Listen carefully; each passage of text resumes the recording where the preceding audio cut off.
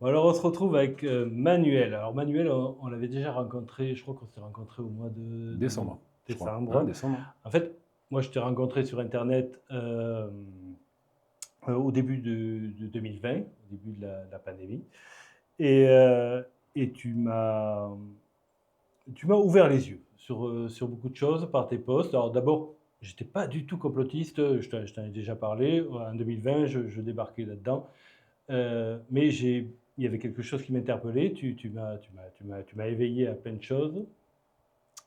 On a eu donc une conversation au mois de décembre. On devait se retrouver au mois de janvier. Je t'avais dit, on avait une conversation téléphonique où je t'avais demandé de quoi tu voulais parler. Et là, tu m'as lancé le mot Khazar. Alors, j'avais peut-être entendu parler de ce mot-là avant, mais je n'avais jamais retenu. J'ai fait des recherches. Euh, Khazar. je, sur le coup, je me suis dit, mais Kezako, Khazar, c'est quoi les Khazars? Alors les Khazars, effectivement, c'est assez important parce que pour savoir d'où on vient, enfin pour savoir où on va, il faut savoir d'où on vient, quoi. Et ça fait un peu partie de l'histoire. Et les Khazars, voilà, les Khazars, c'était une tribu qui était positionnée vers l'Ukraine. Hein, l'Ukraine en ce moment, d'ailleurs, c'est marrant pourquoi il y a des problèmes en ce moment en Ukraine. C'est peut-être aussi un peu pour ça, hein, pour récupérer en fait leur ancienne terre, qui était donc la terre des Khazars. Et en fait, c'était un État, ouais, presque un État à l'époque, parce que c'était en l'an 100 jusqu'à l'an 500, je crois, hein, où ils étaient justement en Ukraine.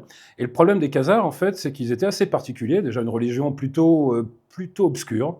Hein, c'est religion de Baal, hein, c'est donc plutôt tendance un peu satanique, voire même un peu violent, parce que un des principes de Baal, c'était de sacrifier des enfants pour avoir ce qu'ils souhaitent.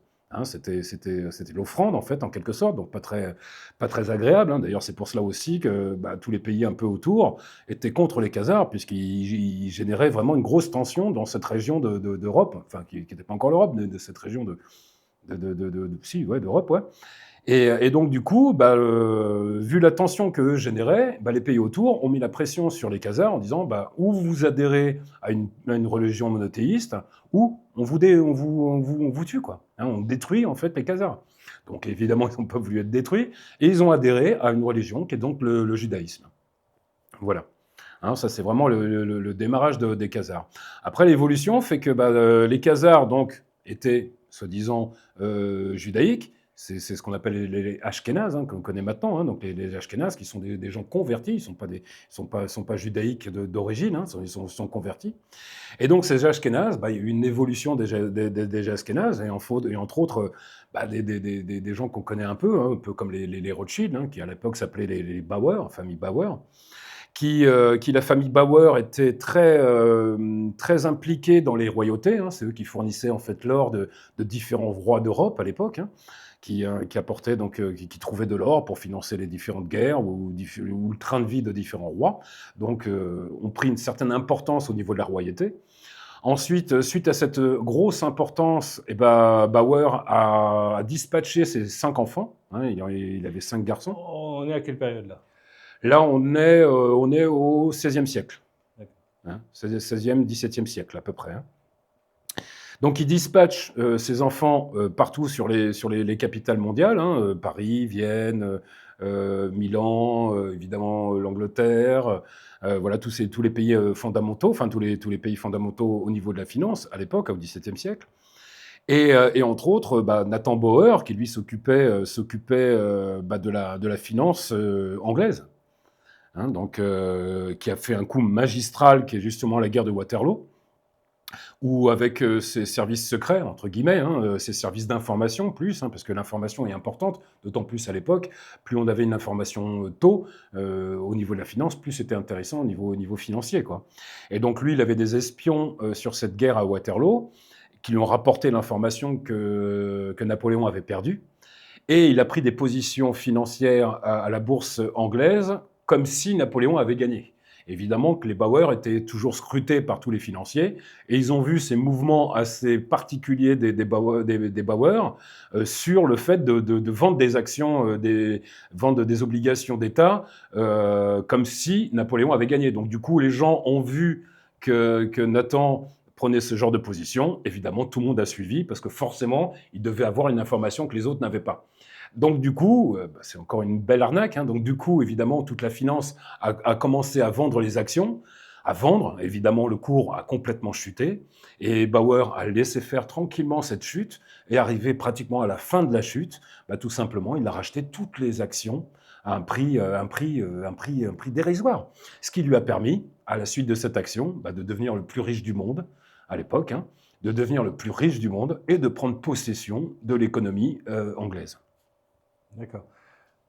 Donc, que je comprenne bien, tu as les Khazars qui sont en Ukraine. De là va naître une dynastie, les Bauer, qui vont ensuite s'appeler les Rothschild. À cause de quoi? Changement de nom. Changement de nom.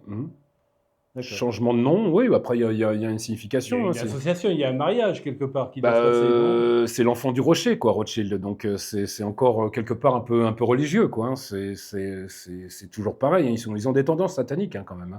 Hein. Ces gens-là. D'ailleurs, le Baal, c'est Satan, en fait, ni plus ni moins. Hein. Ça vient de Babylone, en fait. Hein. Babylone avait une partie en Babylone, il y avait des gens qui étaient adorateurs de Baal, pour ça qu'ils se sont fait dégager de Babylone, parce qu'ils étaient impérativement sataniques, quoi. Donc pas trop dans la tendance. Donc du coup, ils ont été expulsés de Babylone, et ils se sont réfugiés, diffusés un peu partout, et installés, entre autres, en Europe, sur la partie ukrainienne. D'accord. Donc là, tu es en train de tout rassembler autour d'une famille. Oui. Pourquoi? Pourquoi il n'y a pas de raison? C'est l'histoire. C'est que tout s'est rassemblé autour de cette famille, puisque dès la mesure ensuite où tu prends possession d'une économie d'un pays, tu deviens le roi du pays, indirectement. D'ailleurs, Bauer le disait, donnez-moi la possibilité de créer de la monnaie, peu importe de qui dirigera le pays. Puisque dès la mesure où tu contrôles la monnaie, tu contrôles le pays. Donc voilà. Et on est resté en fait dans ce principe jusqu'à aujourd'hui, quoi. Donc une grosse, enfin une anticipation des grands rouages de notre système. Plus un programme qu'une anticipation. Un programme de contrôler le monde. Sauf que ça ne se fait pas, on ne peut pas contrôler le monde du jour au lendemain. Donc il faut mettre en place en fait un processus qui va apporter la possibilité d'avoir le contrôle du monde. C'est pour ça il faut bien un début. Hein. Le début, c'est déjà de prendre le pouvoir de la finance. Une fois que tu as le pouvoir de la finance, tu vas mettre en place un programme. Hein, puisque au XVIIe siècle, les Bauer finançaient essentiellement l'esclavage. Hein, donc c'est eux qui ont financé ça. Et ce n'est pas une volonté de financer l'esclavage, c'est financer surtout un business. Parce que quand tu te retrouves avec un nouveau monde, avec toute une matière première énorme à commercialiser, à un moment donné, il va falloir prendre contrôle de cette matière première et de pouvoir le commercialiser pour faire un maximum d'argent.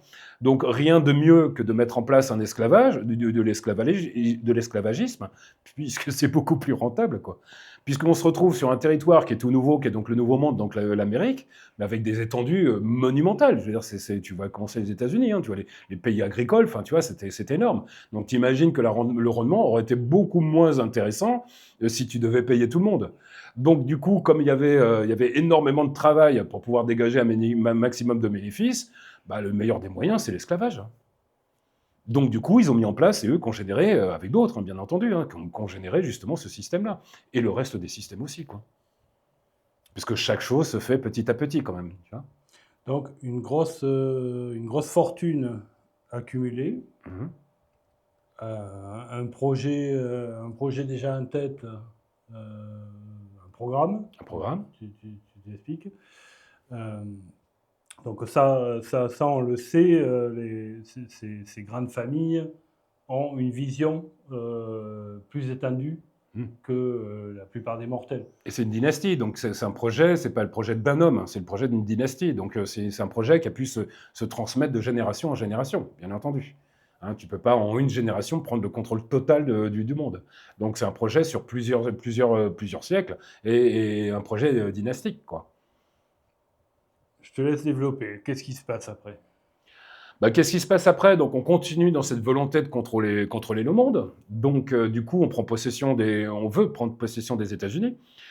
Donc toujours pareil par la finance, hein. Donc ils ont voulu instaurer comme la City, enfin comme l'Angleterre était l'acteur principal économique mondial à l'époque, bah, ils ont voulu instaurer la création monétaire américaine. Ce que Lincoln, évidemment, a refusé, parce que le taux était monumental, ça allait mettre le pays dans une dette faramineuse. Donc lui, il ne souhaitait pas du tout de leur monnaie anglaise. Donc il a voulu instaurer le dollar vert, d'ailleurs, on l'appelait à l'époque, le dollar vert de Lincoln. Et tu vois ce qui s'est passé, évidemment, dès que tu t'attaques à la finance, il t'arrive toujours des problèmes de santé, quoi. Donc ensuite, on Non, a... là, tu veux dire que Lincoln a été Par assassiné. la finance, oui. Par la finance, parce que déjà le fait qu'il y ait eu cette guerre de sécession, il a cassé le business, parce qu'il a tué l'esclavagisme, donc beaucoup moins de rentabilité. Donc là, ils n'étaient pas super contents, hein. Ça c'est une réalité. Et ensuite, ils refusent la création monétaire anglaise. Donc là, forcément, bah, cette personne-là n'a plus de raison de vivre. Donc ça a toujours été comme ça, hein. Dès que tu poses un problème, tu dégages, hein. Ça a toujours été, hein. Tu prends l'exemple de Kennedy, c'est pareil, hein. C'est... On va y aller progressivement. Ouais, progressivement. Donc, qu'est-ce qui se passe alors? Et donc, vas-y. Comment prendre le contrôle du monde? Ouais.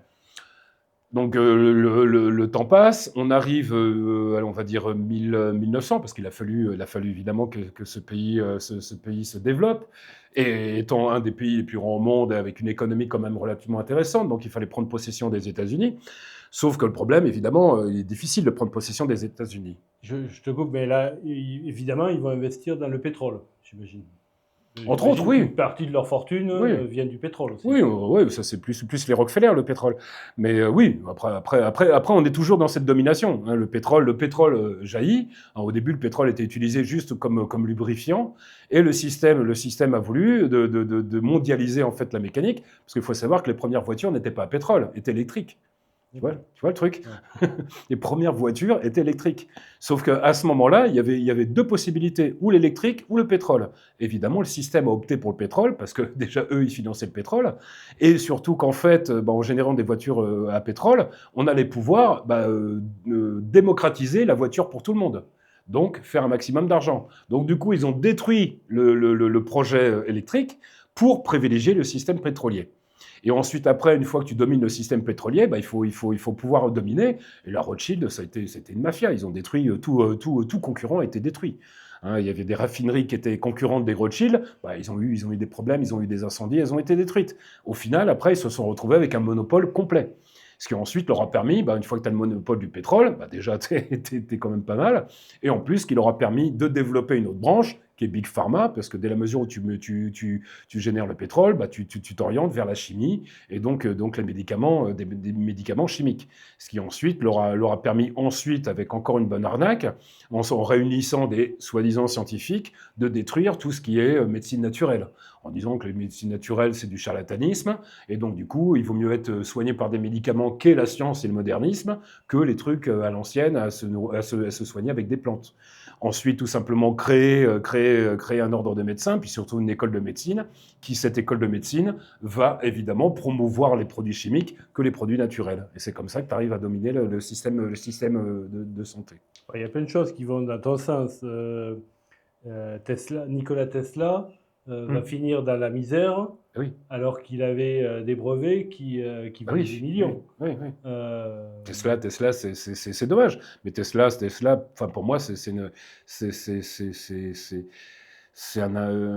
comment dirais-je, c'est une personne qui est même plus importante que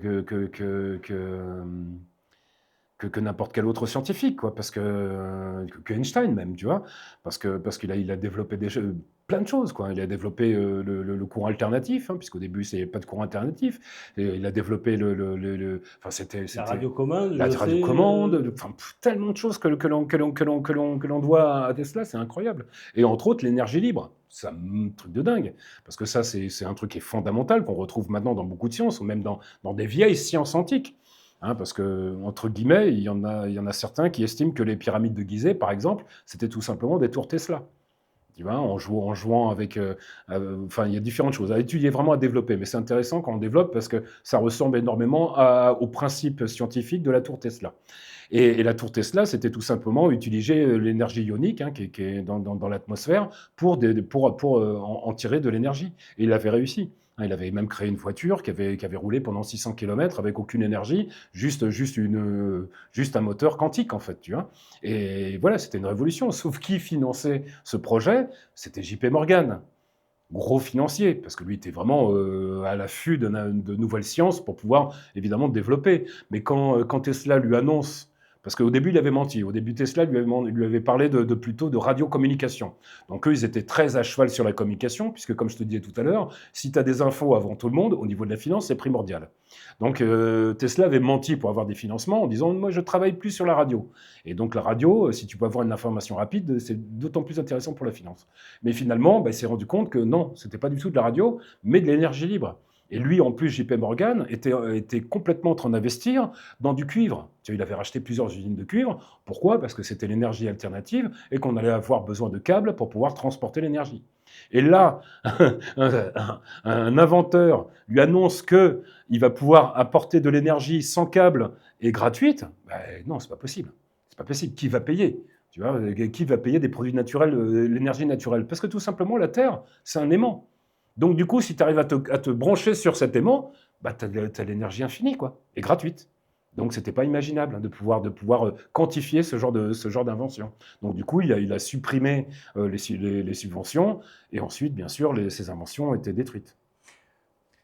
Alors juste pour rappeler aux gens, on va rappeler que à l'origine, une ampoule électrique pouvait être éternelle presque. Ouais, hein. ouais, ouais, Il y a même une il ampoule y en a une qui est dans brille une... encore Ouais, depuis le début du siècle, le siècle le siècle dernier, dernier, ouais. une Chez des pompiers. chez les pompiers. Mmh. Aux États-Unis, je crois que c'est Los Angeles, je Oui, crois, par là, ouais. un truc comme ça. Mais que ça les a affolés. De voir quelque chose qu'il ne faudrait pas racheter régulièrement. C'est de l'obsolescence contrôlée.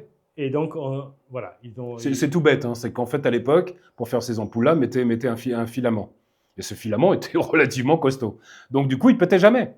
Donc, c'est pour ça que cette ampoule, elle est allumée depuis 1900. voilà. Quoi, hein. Mais ça pouvait pas aller Bah non, parce que c'est pas l'économie. rentable. Hein, tu achètes une ampoule qui dure 100 ans. C'est T'en vends pas beaucoup, des ampoules. c'est ce qu'il faut que les gens, j'ai envie de dire, comprennent, c'est que le monde pourrait être complètement différent Complètement. si on éliminait Cette emprise, ouais.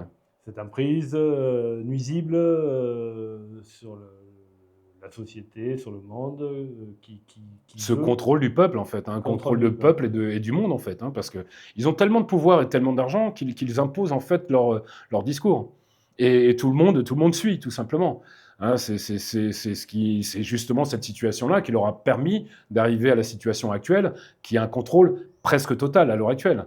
Et d'où le danger et d'où la situation actuelle. On est vraiment dans cette bascule où on est docile et on accepte cette soumission et on part en esclavage, hein, ou alors on réagit et on crée un nouveau monde. Parce qu'un nouveau monde est possible. Parce que tu vois, regarde, on parlait de Tesla, si on reprenait ces inventions-là, t'imagines de l'énergie gratuite? C'est la fin des guerres. Tu vois, il n'y a plus de guerre, il n'y a plus besoin d'aller attaquer le pays d'à côté pour récupérer ses ressources ou quoi que ce soit. Il n'y a plus de conflits mondiaux. Donc ça, c'est fondamental. Mais sauf que là, c'est pas intéressant parce que c'est pas facturable. Tu vois, donc là, je pense qu'on est vraiment sur une bascule historique où quel monde on veut pour l'avenir, quel monde on veut pour nos enfants, parce que c'est surtout pour nos enfants maintenant, quel monde on veut pour nos enfants. Est-ce que c'est rentrer dans un monde d'esclavage? Est-ce qu'on voit en train d'arriver à grands pas comme l'euro numérique, le contrôle des finances? Et là, c'est une mise en esclavage, ils auront un contrôle total. Puisque dès la mesure, avec cet euro numérique, on ne va pas être d'accord, et ben, ils nous bloquent nos comptes, il n'y aura aucun problème. Et quand on bloque ton compte, comment tu fais pour nourrir tes enfants, te nourrir toi, enfin, tu vas de vivre tout simplement? Ben là, on se retrouve avec une domination complète du peuple, quoi. Alors là, on est en face d'une. Il faut arriver à faire passer ça. C'est-à-dire que ces gens qui nous apportent le progrès le veulent à petite dose. Ils veulent maîtriser ce progrès. C'est ça qu'on n'arrive pas, qu'on peut ne pas arriver à comprendre. On aimerait on nous parle d'écologie, on nous parle de choses, tout était possible, tout était Ouais, possible. ouais. Mais il y a ces personnes qui, pour une raison qu'on peut tout à fait comprendre, qui est celle d'avoir des rentrées d'argent régulières et continues, euh, vont bloquer une Mmh, évolution complètement. euh, pour faire que il Bah, on faudrait. reste dans ce système, on reste dans ce système d'esclavage, on reste. Regarde, tu prends l'énergie libre. Regarde, c'est pareil. Regarde, depuis des années, on entend parler de moteurs à eau, de moteurs magnétiques. Voilà, il y a plein d'inventions. Même dernièrement, je suis tombé sur un docu qui présentait les différents moteurs alternatifs. Mais je suis tombé par terre, quoi. Parce que je m'attendais pas déjà à autant d'inventions. Et ces inventions-là, on n'en parle pas du tout. On n'en parle pas du tout parce que justement, ça perturbe le système. Parce que si on se retrouve, comme je disais, à une énergie libre, on n'est plus sur l'esclavage de la facture. Et c'est ça qui est terrible. Des possibilités, il y en a plein. Il y en a plein. J'avais même eu au niveau de la santé, j'ai même vu un médecin qui avait trouvé une formule pour détruire le cancer du sein. Mais détruire complètement les tumeurs cancéreuses.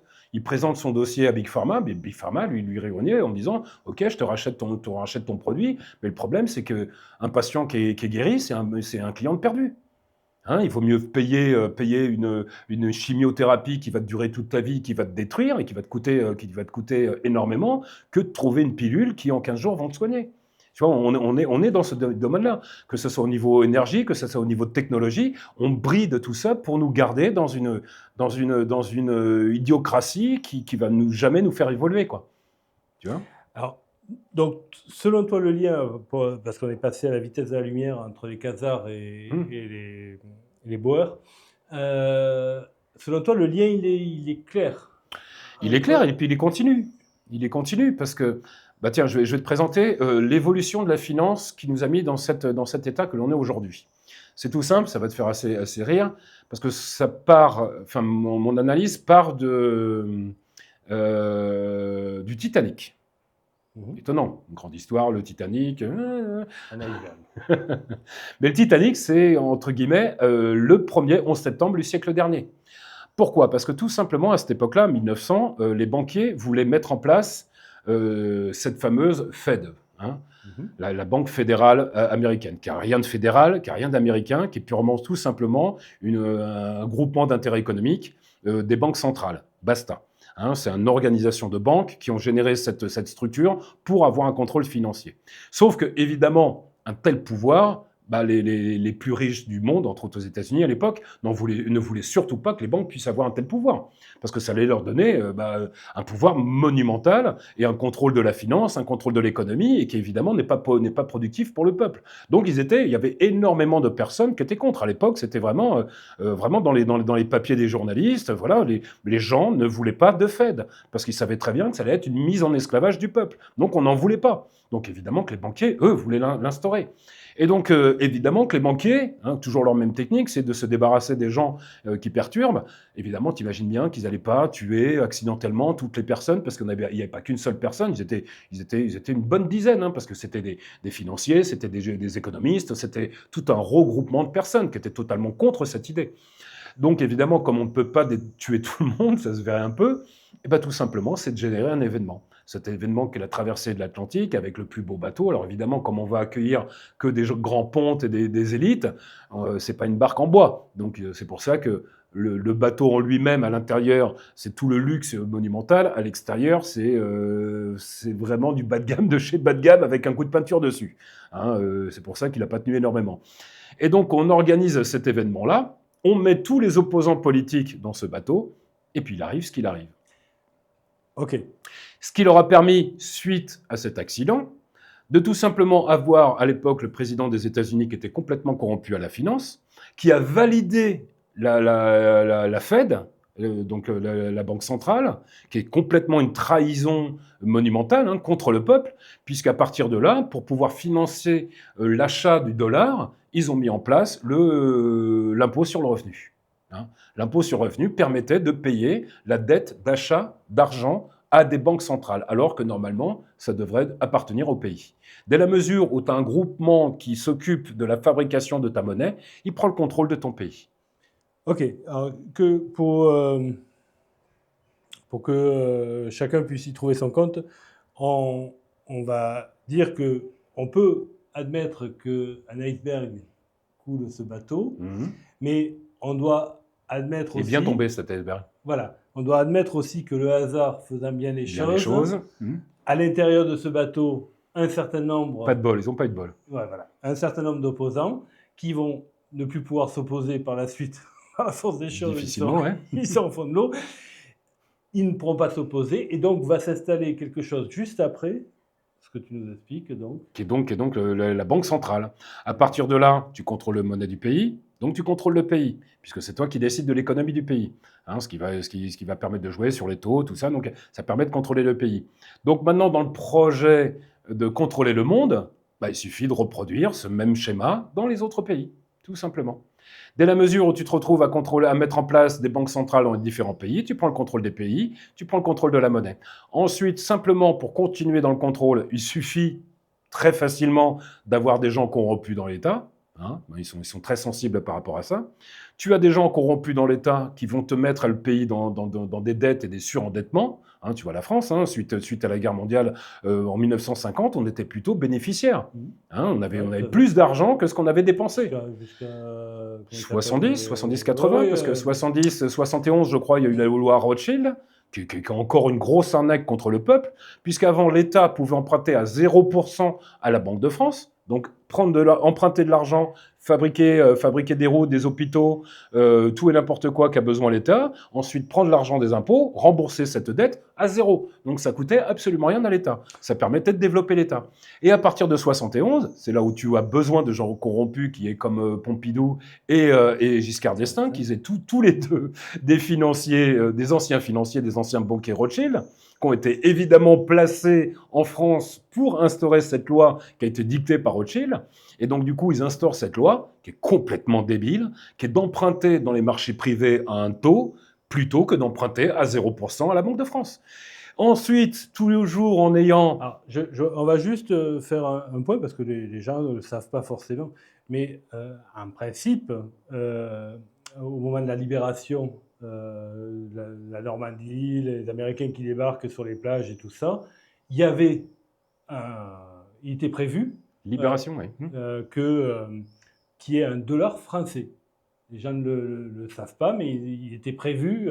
Alors, libération, effectivement, c'est le mot classique, mais c'est plutôt colonisation. Non, mais voilà, c'est ce que je veux dire. C'est-à-dire que s'il n'y avait pas eu... c'est juste pour remettre dans le contexte de l'histoire, et qu'il y a des choses qui ne peuvent pas être... on ne peut pas les nier, parce que c'est l'histoire. S'il n'y avait pas eu De Gaulle, à ce moment-là, qui s'était interposé et qui avait dit non, et voilà, on serait sous domination complète. On l'est, mais on le serait encore plus. Au lieu d'avoir des euros ou des francs à ce moment-là, on aurait eu quelque chose qui ressemblait à un dollar, un peu comme le dollar canadien. Ils avaient tout ramené pour ça. Un peu comme le dollar canadien, c'est-à-dire une version adaptée au pays. Les Américains, ils avaient tout emmené pour ça. Ils avaient déjà amené leur programme et c'était une mise en tutelle de la France. Et De Gaulle a bloqué ça. Heureusement, merci. Grâce à lui, il a sauvé la France.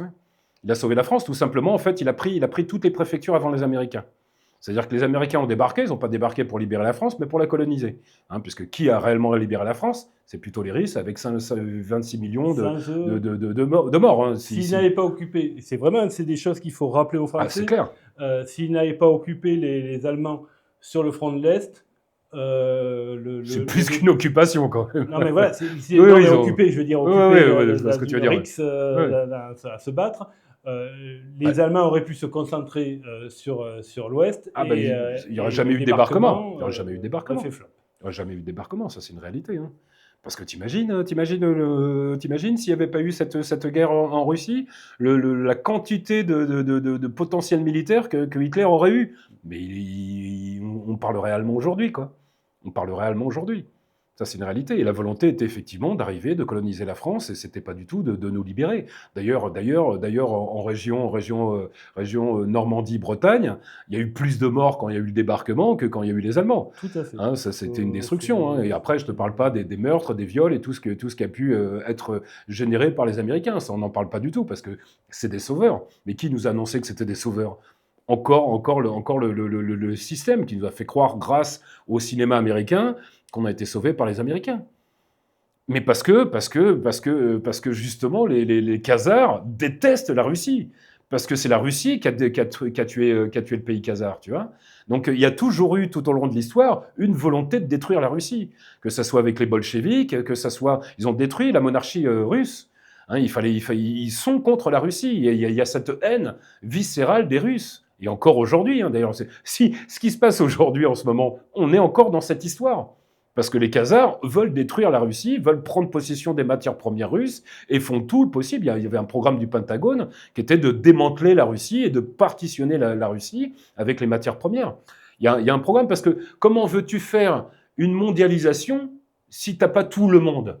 Et comme la Russie, le problème de la Russie, c'est qu'elle est autonome en tout, quoi, tu vois. Elle peut très bien s'enfermer dans sa Russie et elle vit sans aucun problème. Elle n'a pas besoin du reste du monde. Bon, c'est toujours plus intéressant, certes, mais voilà, la Russie, elle est autonome. La Russie n'a plus de dette Rothschild. Hein, il a remboursé la dette Rothschild, ce qui évidemment ne donne plus de pouvoir aux Rothschild. D'ailleurs, ils sont interdits de territoire là-bas. Hein, tous ces financiers-là sont interdits de territoire russe. Et après, on se rend compte que pourquoi on critique la Russie? C'est une dictature, c'est tout ça. Mais il n'a pas le choix. Il n'a pas le choix. Parce que, pourquoi c'est une dictature? Parce que si tu ne contrôles pas ton pays, c'est les autres qui vont le contrôler. Et comme je te disais, il y a un bouquin qui est super intéressant à lire qui s'appelle Les assassins financiers, qui est donc d'une personne qui est à la retraite maintenant, mais qui travaillait donc pour les États-Unis et qui était donc un assassin financier. Et qui, dans son bouquin, explique la procédure de comment contrôler en fait un pays. Première étape, ça va être d'abord financier. C'est-à-dire tout simplement, ok, tu es le nouveau président, on fait une petite réunion, je t'explique la situation du monde et tu adhères en te finançant. C'est-à-dire je vais te filer une mallette, et tu adhères au programme. Donc tu fais partie de la bande. Donc s'il accepte, très bien, on ne va pas plus loin. Mais bien souvent, il y en a eu beaucoup qui n'ont pas accepté. Donc phase suivante, c'est tout simplement un coup d'État. C'est-à-dire qu'on va financer les opposants politiques pour essayer de mettre en place un coup d'État, voire même de renverser l'État. Hein, ça, c'est la deuxième phase.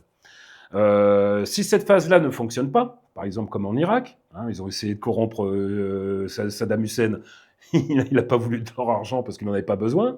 Donc du coup, deuxième étape, on essaie de faire un coup d'État. Un coup d'État dans un pays en dictature, c'est compliqué, donc c'est pas du tout passé. Troisième phase, c'est tout simplement, opération militaire. Donc là, c'est opération commando, et on essaye de désosser, de tuer, ou qu'il y ait un accident. Voilà, l'objectif, c'est de détruire l'opposant. Saddam Hussein, ayant travaillé avec la CIA, connaissait tout à fait ce processus. Donc résultat, on appelle ça les chacals, en fait, hein, cet organisme. Les chacals, eux, vont intervenir directement sur le pays, opérations militaires, secrètes, hélicoptères, machin. Mais comme Saddam Hussein était largement au courant, il était surblindé, c'est-à-dire surprotégé. Donc les chacals, quand ils sont arrivés, ils sont cassés les dents dessus, ils ont dû vite repartir avant de mourir, quoi, tu vois. Et donc, cette phase-là n'a pas pu être aboutie. Et dernière opération, c'est la guerre. C'est trouver n'importe quelle excuse, hein, évidemment démocratique, pour détruire cette personne-là. Et toutes ces guerres qu'on a pu voir, c'est exactement la même chose. Donc pour la Russie, c'est la même chose. Pourquoi il est aussi dur dans son pays? C'est qu'il est obligé, parce que tous ces soi-disant opposants politiques qui sont financés par le système, eh ben, on ne peut pas laisser faire. Parce que sinon, évidemment, ils vont prendre du pouvoir là-dessus. Donc il est obligé d'avoir cette main de fer sur son pays. Malgré tout, tu vas en Russie, on n'y vit pas trop mal. Hein. Quand tu vois les gens qui se baladent à Moscou, tu vois ne serait-ce que les filles, elles sont en mini-jupe, toutes belles et tout. Là, tu fais ça à Paris, c'est hors de question. À Paris, tu te fais découper, il y a trop de problèmes, tu vois. Donc il est obligé d'avoir cette mainmise sur ce pays pour pouvoir contrôler son pays contre, en fait, l'agression extérieure. C'est un peu le problème cognitif que peuvent avoir les gens, c'est-à-dire qu'ils voient un mec comme Navalny comme quelqu'un de formidable, alors que quand on creuse un peu, c'est loin d'être le cas. Ah mais loin de le cas, mais c'est exactement ce que je te dis. Navalny, moi j'ai vu un docu, enfin une caméra cachée, où il parle tout simplement avec la CIA, qui lui explique, bah voilà, vous me donnez tant de millions, moi je vais faire tout mon possible pour déstabiliser le pays, voilà, il est juste là. Et tous les pays, c'est la même chose, que ce soit en Afrique, tous les pays, et en France, encore pire, en France, on est complètement corrompu par le système, quoi. On peut penser ce qu'on veut de ce qu'on est en train de raconter, mais ça serait important que les gens notent que toutes les guerres Hum. qui ont été engendrées depuis la dernière Grande Guerre ont été, Même la Grande Guerre. voilà, ont été tout à fait, même la Grande Guerre, puisque on sait que l'Allemagne a été financée par les Rockefeller et par Mais les, la France aussi, les deux parties. voilà. Bah justement, on revient à ça. Dans la continuité en fait du contrôle, du contrôle planétaire.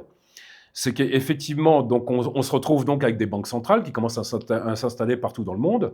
Pour continuer à avoir le contrôle, il va falloir contrôler la monnaie.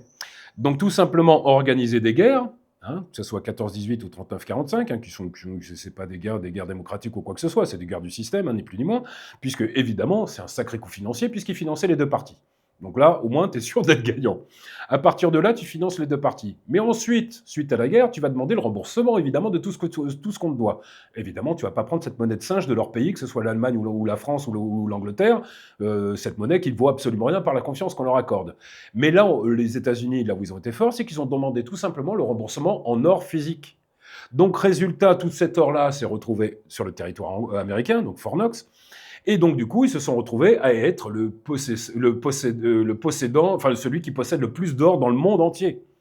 Donc, résultat, rien de mieux pour pouvoir diffuser de sa monnaie que d'indexer leur monnaie à l'or. Donc, tu te retrouves avec une monnaie qui est fiable, qui a une certaine valeur, une valeur quantifiable en or. Donc, tu pouvais te retrouver avec ton billet de $100 et dans n'importe quel pays du monde, tu allais dans une bijouterie, dans une banque, avec ton billet de $100, tu pouvais avoir $100 en or trébuchant. Donc, ça valorisait, ça stabilisait en fait cette monnaie. Tu vois, même au niveau de l'économie, ça permet de stabiliser cette économie. Donc là, résultat, bah, tu commences à diffuser ton dollar dans le monde entier. Donc tout le monde commence à posséder du dollar. Tout le monde commence à utiliser du dollar pour faire des échanges commerciaux ou de matières premières ou d'énergie. Donc là, on commence déjà, la pieuvre commence à s'installer. Sauf que le problème de l'or a un problème, c'est qu'il est limité. Donc tu te retrouves à, bah, si tu n'as pas d'or, tu n'as pas d'argent. Donc gros problème. Donc rien de mieux, toujours ce levier fondamental qui est évidemment une guerre. Donc tu crées une guerre au Vietnam, qui est donc sur une fake news, hein, parce que l'attaque du Tonkin n'a jamais été attaquée par le Vietnam. Hein. Donc on part sur une fake news, et ça nous permet de générer justement une guerre. Mais sauf que le fait que le dollar soit limité, ils n'ont pas assez de dollars pour financer cette guerre. Rien de mieux que de tout simplement faire sauter ce verrou du dollar, de l'indexation or. Donc par Nixon, parce que l'excuse a été, regardez, on n'a pas assez d'argent pour aider nos pauvres soldats qui sont en train de mourir sur les terres du Vietnam. Par contre, en faisant sauter cette indexation, on va pouvoir produire plus d'argent et donc pouvoir financer encore plus cette guerre. Super, très bien. Évidemment, Nixon ne peut pas empêcher la mort de ses soldats. Il a complètement validé cette arnaque du système financier. Et à partir de là, ils se sont retrouvés à pouvoir créer de la monnaie sur rien. Tu vois, sur rien. Et donc, du coup, c'est ce qui a généré la situation dans laquelle nous sommes, où finalement, ça a généré à chaque problème financier, aucun problème. On réinjecte de l'argent. Et à chaque fois, on a réinjecté de l'argent. Et ce qui a généré justement tout ce contrôle-là, quoi. Et ce qui a permis en 29, comme tout le monde à l'époque, en 29 aux États-Unis, tout le monde fricotait un peu en bourse, même le petit paysan moyen. Hein, ils ont diffusé cette idée de bourse, tu vois, enfin de faire de l'argent dans les actions, ce qui a démocratisé en fait le système financier. Et ensuite, il suffisait tout simplement de retirer son argent, de générer une crise, de faire crouler tout le système financier, et eux, le système financier leur a permis de racheter toutes les banques. À l'époque, Rothschild achetait des banques à 1 euro sur des banques privées qui avaient coulé, ce qui leur a permis d'étendre leur pouvoir financier.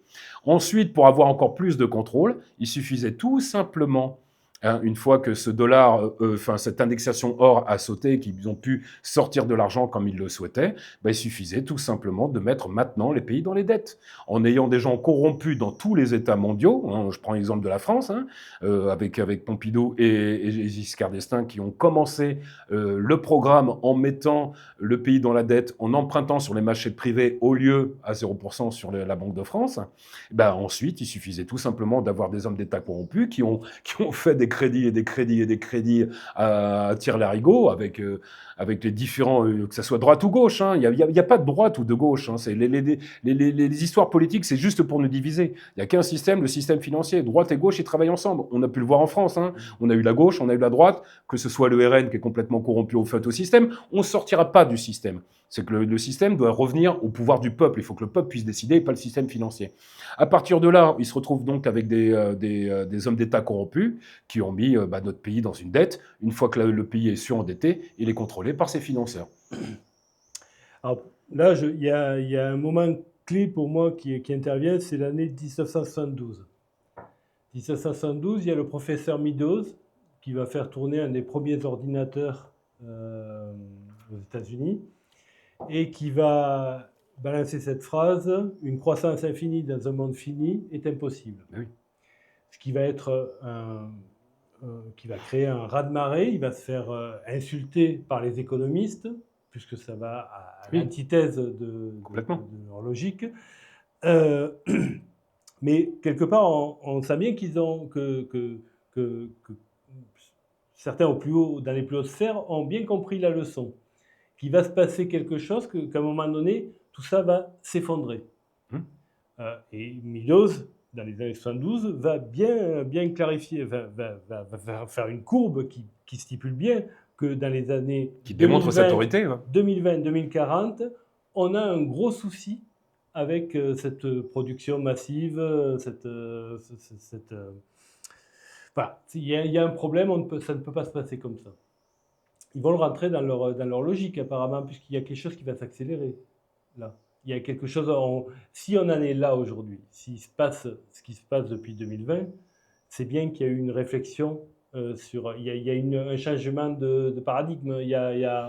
Non, c'est la suite de l'évolution. C'est la suite de l'évolution, parce que là, avec tout ce que je t'ai dit, on est au début de la domination.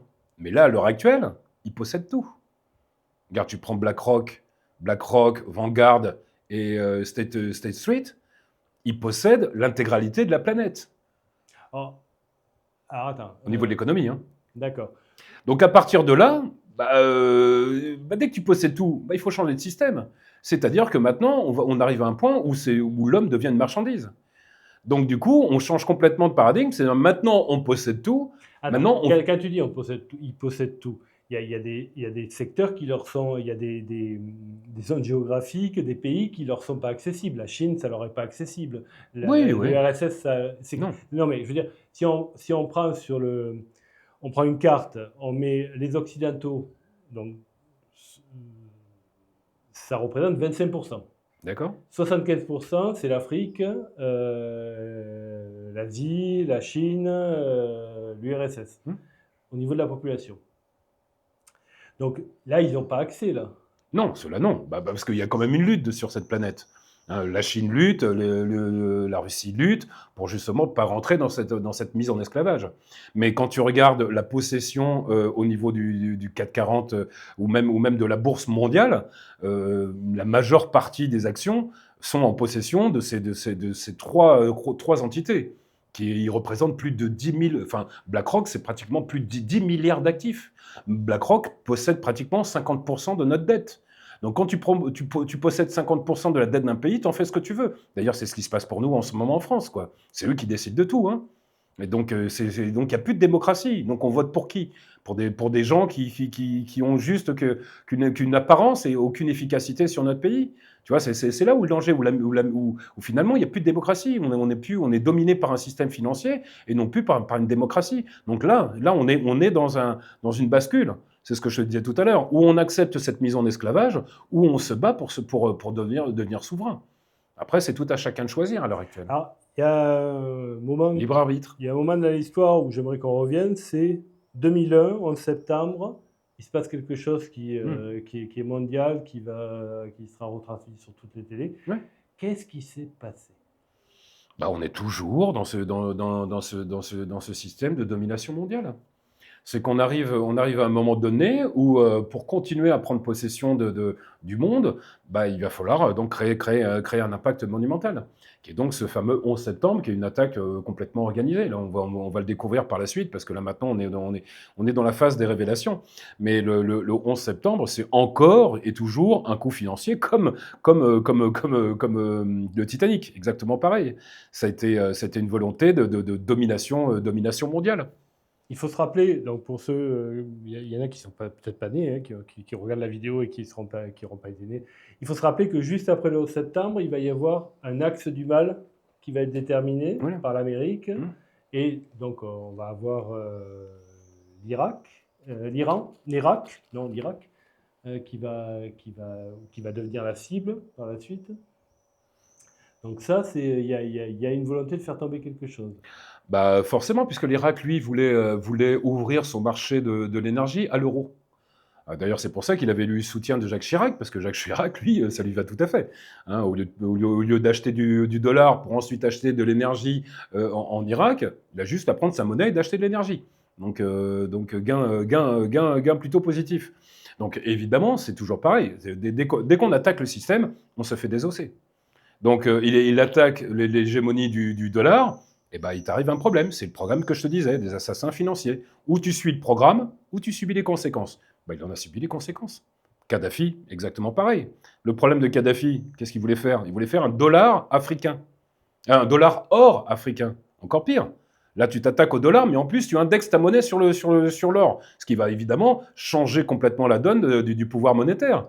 Donc évidemment, voilà ce qui lui est arrivé. Dans la tête des gens, on a fait tomber des Ça, monstres oui, qu'il fallait faire forcément. tomber. Enfin, on va pas Pourtant, tuer ils n'arrivent pas, les gens n'arrivent pas à mettre dans leur tête qu'il y avait un système qui valait ce qu'il valait, mais où il y avait la sécurité dans le pays. Où ça? En Irak? En Irak, Même en Libye, ouais. Partout. Je veux dire, si tu fais le avant-après, c'est incomparable. c'est flagrant quand même. C'est incomparable. Certes, c'était quand même sous un régime de dictature. Mais demande-leur aux deux pays, est-ce que tu vivais mieux pendant cette dictature qu'aujourd'hui? Ils vont tous te répondre la même chose, c'était mieux en dictature. Parce que chez Kadhafi, l'essence était à 20 centimes, les études étaient payées, les mariages, tu avais une prime. Enfin, voilà, tu recevais énormément de l'État. C'était presque un pays socialiste, quoi. Tellement l'État finançait. Et évidemment, ça perturbe. D'autant plus que aussi, pourquoi l'islam est le vilain monstre de cette planète? Parce que l'islam a un précepte qui est de pas d'usure. Donc t'imagines, tous ces gens-là qui n'utilisent pas le système banquier et qui n'y a pas d'usure, c'est une perte sèche pour le système financier. Donc il faut tuer ce système de l'islam, parce que l'usure est important pour eux, quoi. Et Kadhafi avait mis un système qui était, comme je te disais, presque socialiste, quoi. Il aidait énormément son peuple. Par contre, effectivement, tu devais te taire. Mais finalement, le bilan fait, il vaut mieux à l'époque que maintenant, quoi. Pour nous, ça nous renvoie, pour nous, une démocratie. Quand on voit l'état de la démocratie dans laquelle on est. Si on peut encore appeler ça une démocratie, ouais. Voilà, enfin, ça. Et je dis bien, si on est encore en démocratie, parce que quand tu vois l'élection de Trump qui a été volée, qui est maintenant certifiée, il suffit juste de s'informer. Oui. Quand tu penses qu'un système est capable de voler l'élection du pays le plus puissant du monde, là, il faudrait se remettre en question un peu là-dessus, quoi, tu vois. C'est-à-dire que l'étendue du pouvoir de ces gens-là, t'imagines quand même de pouvoir voler une élection? Et d'ailleurs, Trump a perdu justement pour ça. C'est aussi, on est dans le dévoilement. L'apocalypse, c'est le dévoilement. Et là, on est complètement dans le dévoilement de la réalité, comment fonctionne notre monde, tu vois.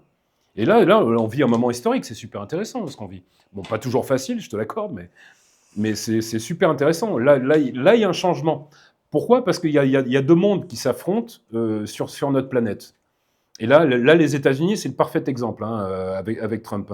C'est qu'il y a un système, comme lui l'appelle l'État profond, qui avait pris possession totale du pays, de toutes les infrastructures.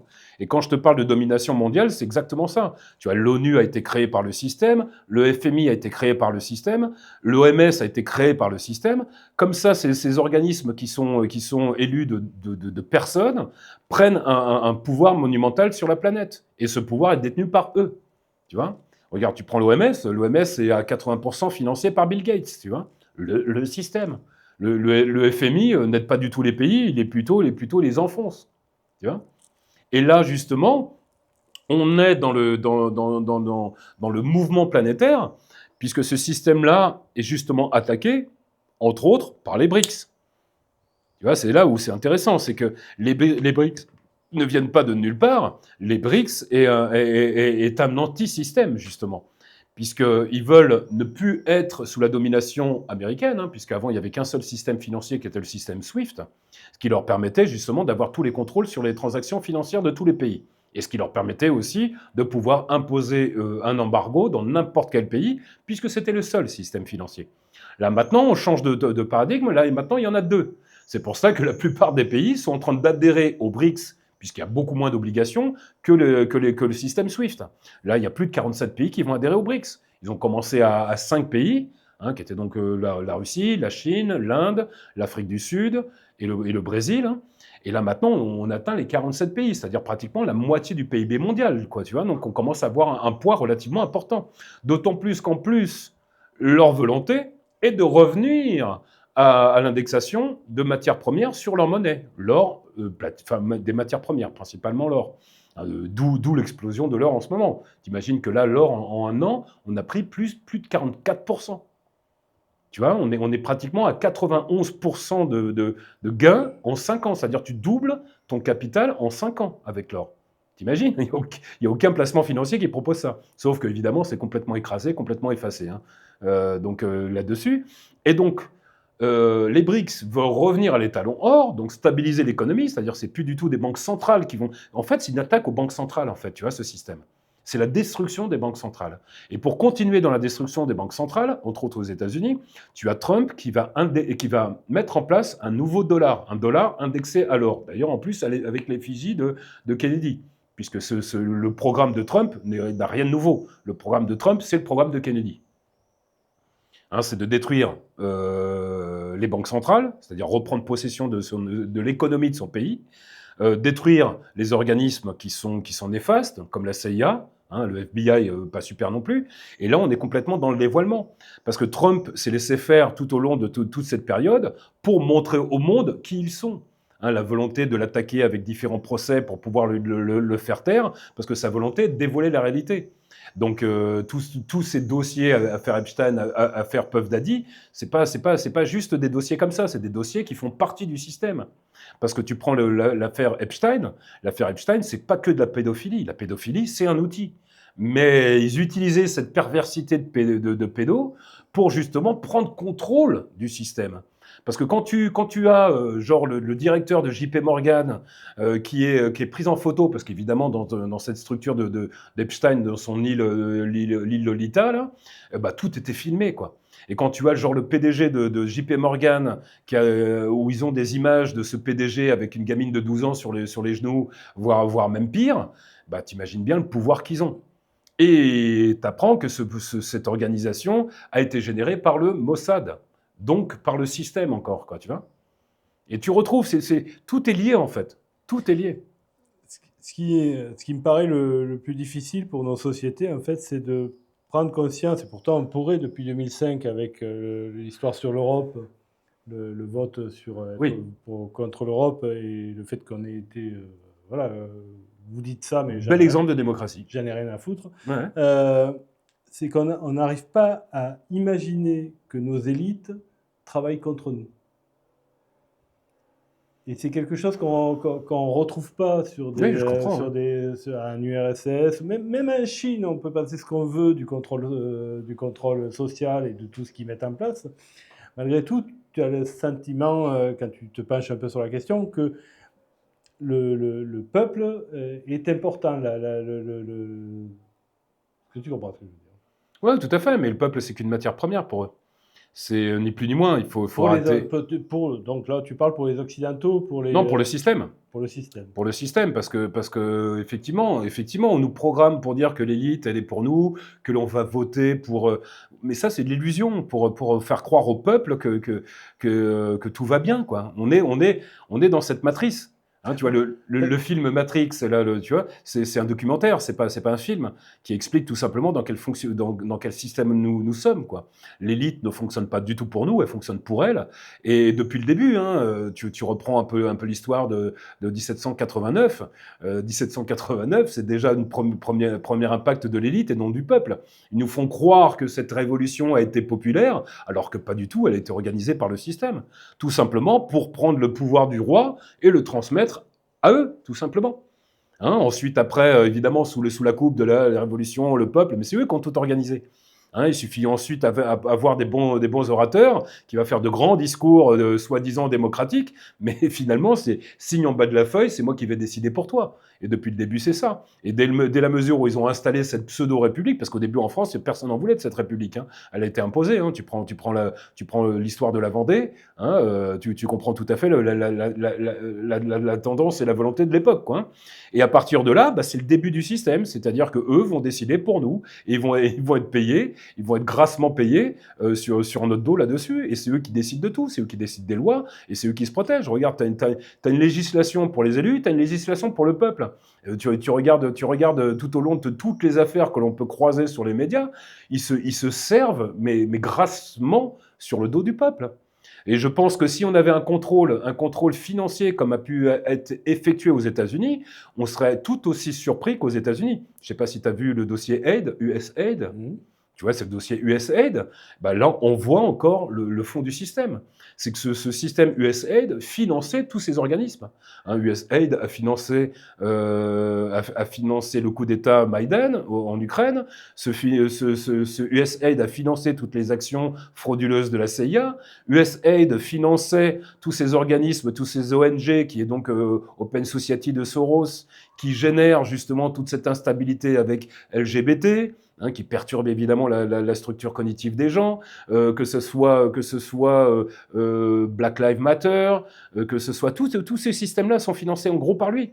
Hein, que ce soit aussi l'immigration, on parle de l'immigration, terrible l'immigration, mais quand tu vois des bateaux arriver avec 7000 personnes sur le bateau et qui traversent la Méditerranée, t'imagines bien que ces 7000 personnes ne se sont pas organisées à mettre 10 € chacun pour louer un bateau pour traverser la Méditerranée. Tout ça, c'est organisé dans la volonté de déstabiliser l'Europe. Donc on transfère une masse de population, bien souvent que des jeunes et des hommes.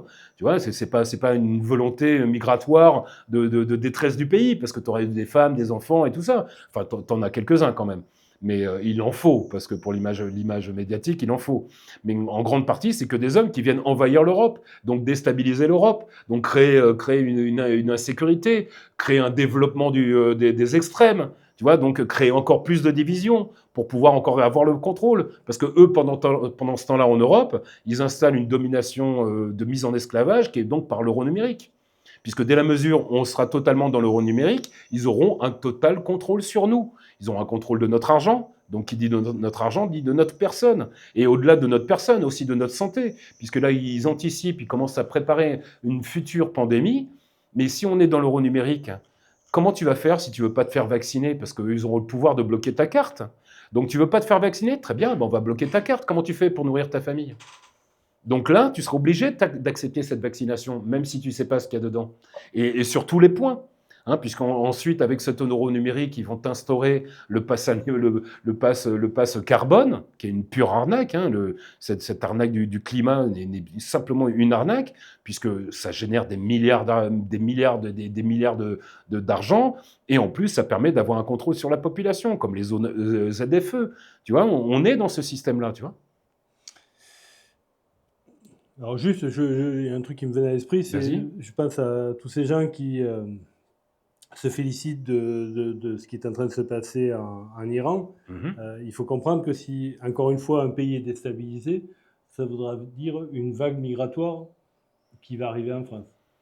Après, de l'Iran, c'est pas la porte à côté. Hein. Je pense pas que la migration sera là. Mais là, l'objectif, c'est pas du tout la migration. L'objectif, c'est encore un autre programme, parce que au-delà de tout ça, il y a aussi un programme religieux, hein, un problème Ah, messianique. il y a ça, il y a ça. Tu vois, Parce que, c'est... justement, on en parlait tout à l'heure, il faut se rendre compte que donc on a l'Iran qui est une théocratie, on a Israël qui qui voit arriver le Messie, alors le Messia. Et là, j'ai toujours cette pensée, c'est j'espère qu'ils ont fait un casting avant parce que un Messie, ça se trouve pas sous le pas d'un cheval. Oui, oui. Ouais, Donc mais ils vont le reconnaître. Ils vont le reconnaître. bon. Et on a l'Amérique, dont l'ambassadeur qui est à Jérusalem actuellement a envoyé un message à Trump en lui disant n'écoutez pas vos conseillers, écoutez Dieu. Donc là, on est en plein délire. Là, les trois, là, ils sont en plein délire. Là. Oui, si on le voit comme Parce un que délire, mais c'est un l'Amérique programme. est aussi se sent portée par Dieu. Je veux dire, ils sont. Bah, disons qu'il n'a pas trop le choix non plus, puisqu'il est complètement contrôlé par le système politique sioniste. Hein. Je ne sais pas si on peut parler de ça sur les médias, mais il est fondamentalement contrôlé par eux. Hein, tu reprends la plupart des gens dans des positions importantes, appartient à cette tendance politique. Donc dès qu'un pays est dominé par une autre tendance, bah, le pays n'existe plus, quoi.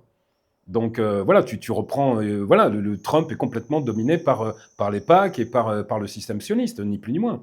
Donc à partir de là, bah, il est difficile. Hein. Et entre autres, ils ont énormément financé sa campagne électorale. Donc il a complètement les mains prises là-dessus. Et on est dans le contrôle total. Tu prends la France, c'est exactement pareil.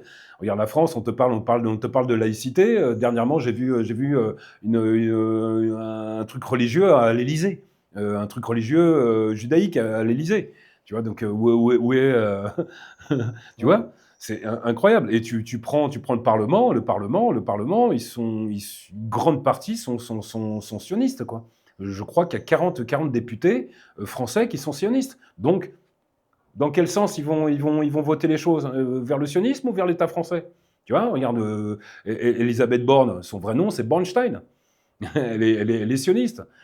Attali est sioniste. Enfin, Attal est sioniste. Attali est sioniste aussi. Enfin voilà, on est complètement dominé par le CRIF et tout ça, quoi. On va. Si, selon toi, c'est quoi le sionisme? Bah, le sionisme, c'est un courant politique et pas du tout un courant religieux. C'est pour ça que quand on traite les sionismes, on est attaqué d'antisémites. Ça n'a rien à voir. C'est pas d'antisémitisme, quoi. Tu vois, c'est deux choses complètement Il faut différentes. que les gens comprennent qu'il y a des juifs C'est qui ça. sont Ah, anti-sionistes. mais totalement. Il y en a même qui manifestent contre ça. Tu prends les juifs orthodoxes, sont totalement contre le sionisme. Parce que le sionisme, eux, leur principale idée, c'est d'avoir un État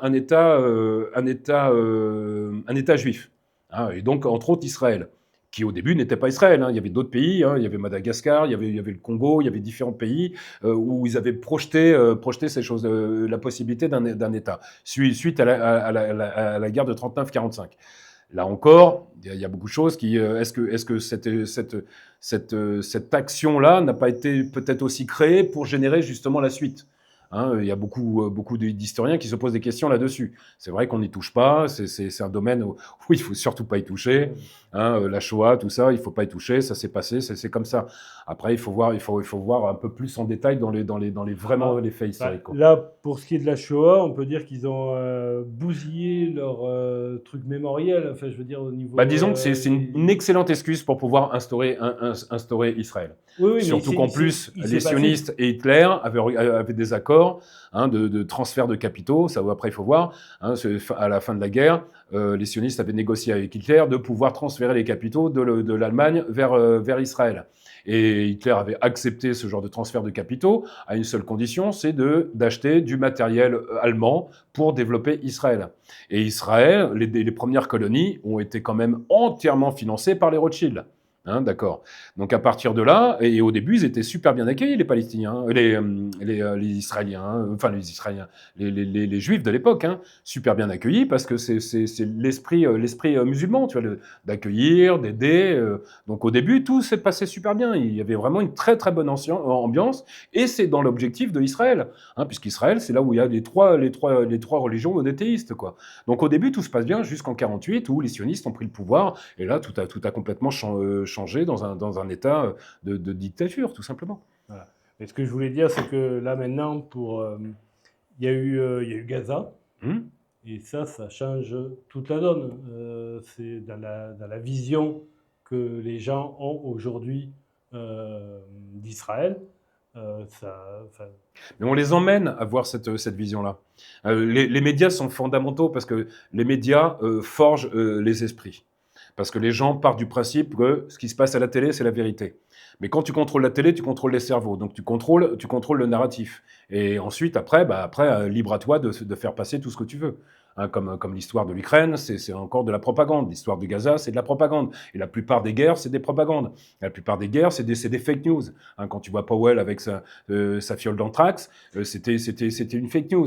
Et tout est une base non, de mais fake je news. ne suis pas sûr que tu m'aies compris. De quoi? Ce que je veux dire, c'est que il s'est passé ce qui s'est passé à Gaza, Mhm. et malgré tout l'aspect mémoriel de la Shoah, force est de reconnaître, et d'ailleurs Netanyahou est accusé de ça, Maintenant, ouais. de génocide. Maintenant, ouais. Et là, donc, ils sont eux-mêmes coupables de génocide. Ouais. Et comme, ben voilà, la mémoire, c'est quelque chose où on met une chose sur l'autre.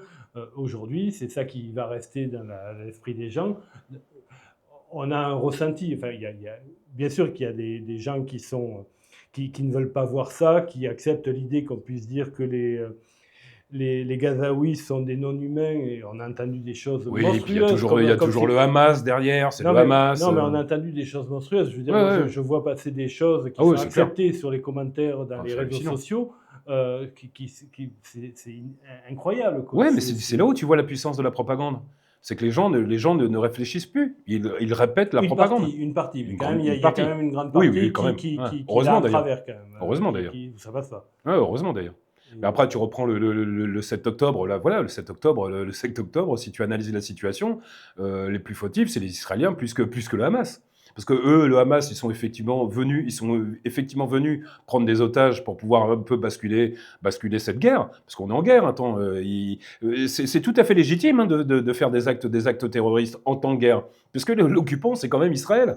Hein, c'est pas leur pays. Hein, donc c'est eux les occupants. Donc c'est normal que le pays se défende face à l'occupant, quoi.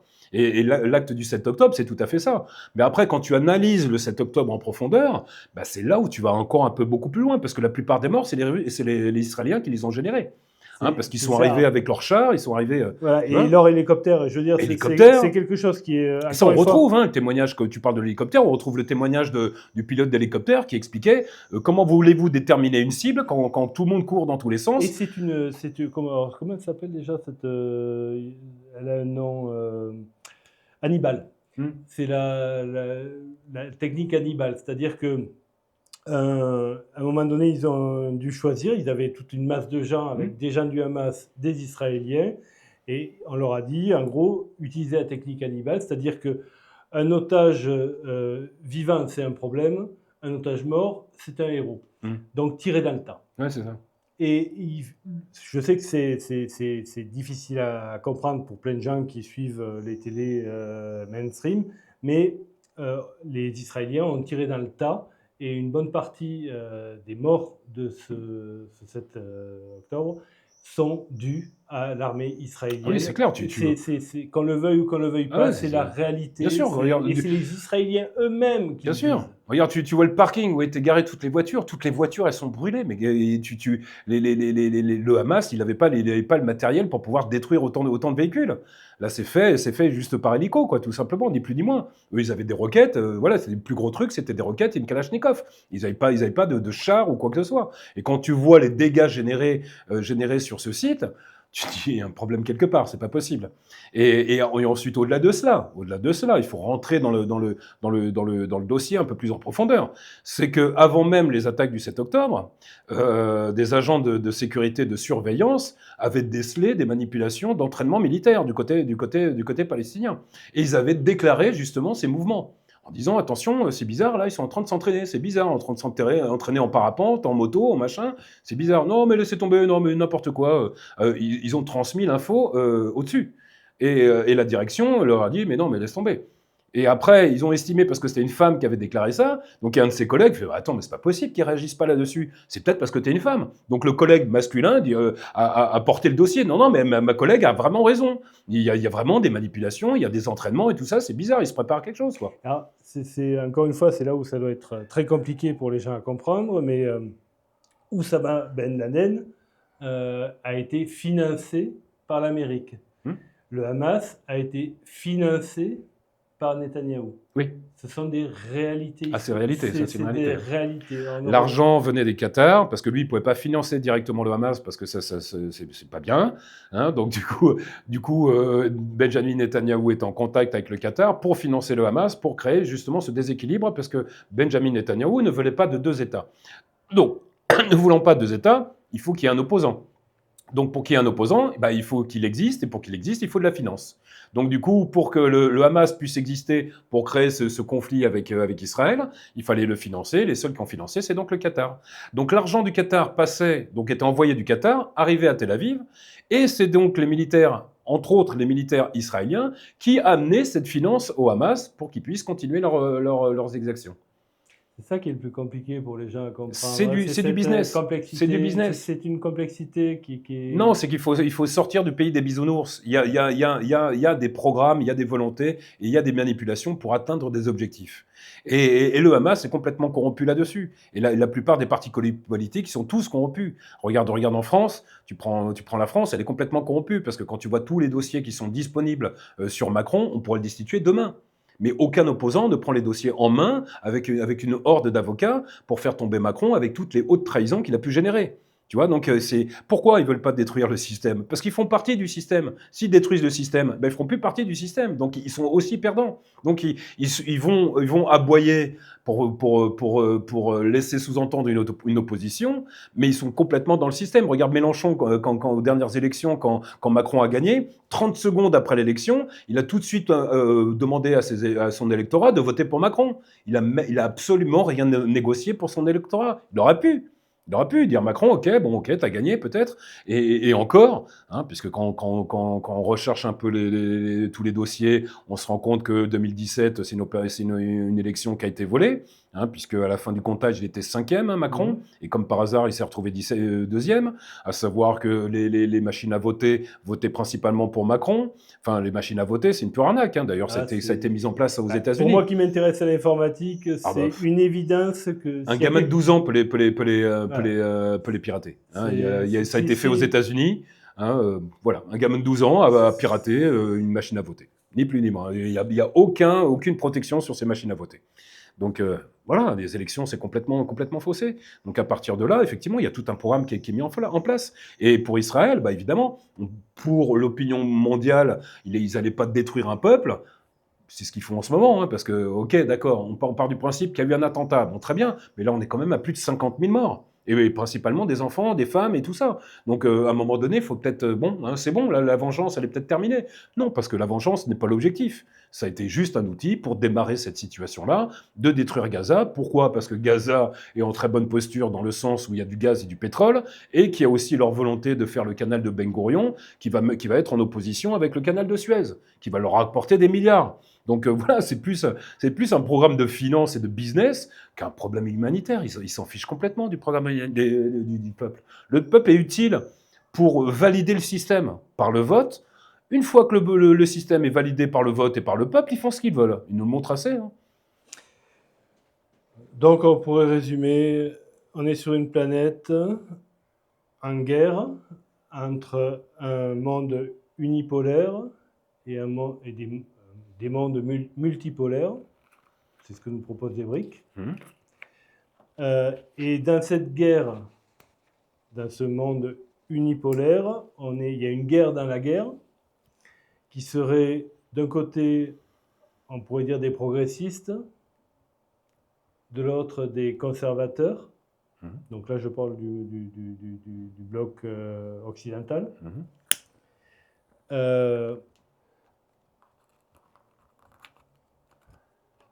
Alors, évidemment, moi, je peux pas ne pas mettre... je m'intéresse depuis 2023, depuis l'arrivée de l'IA. Pour moi, ça fait partie du paramètre.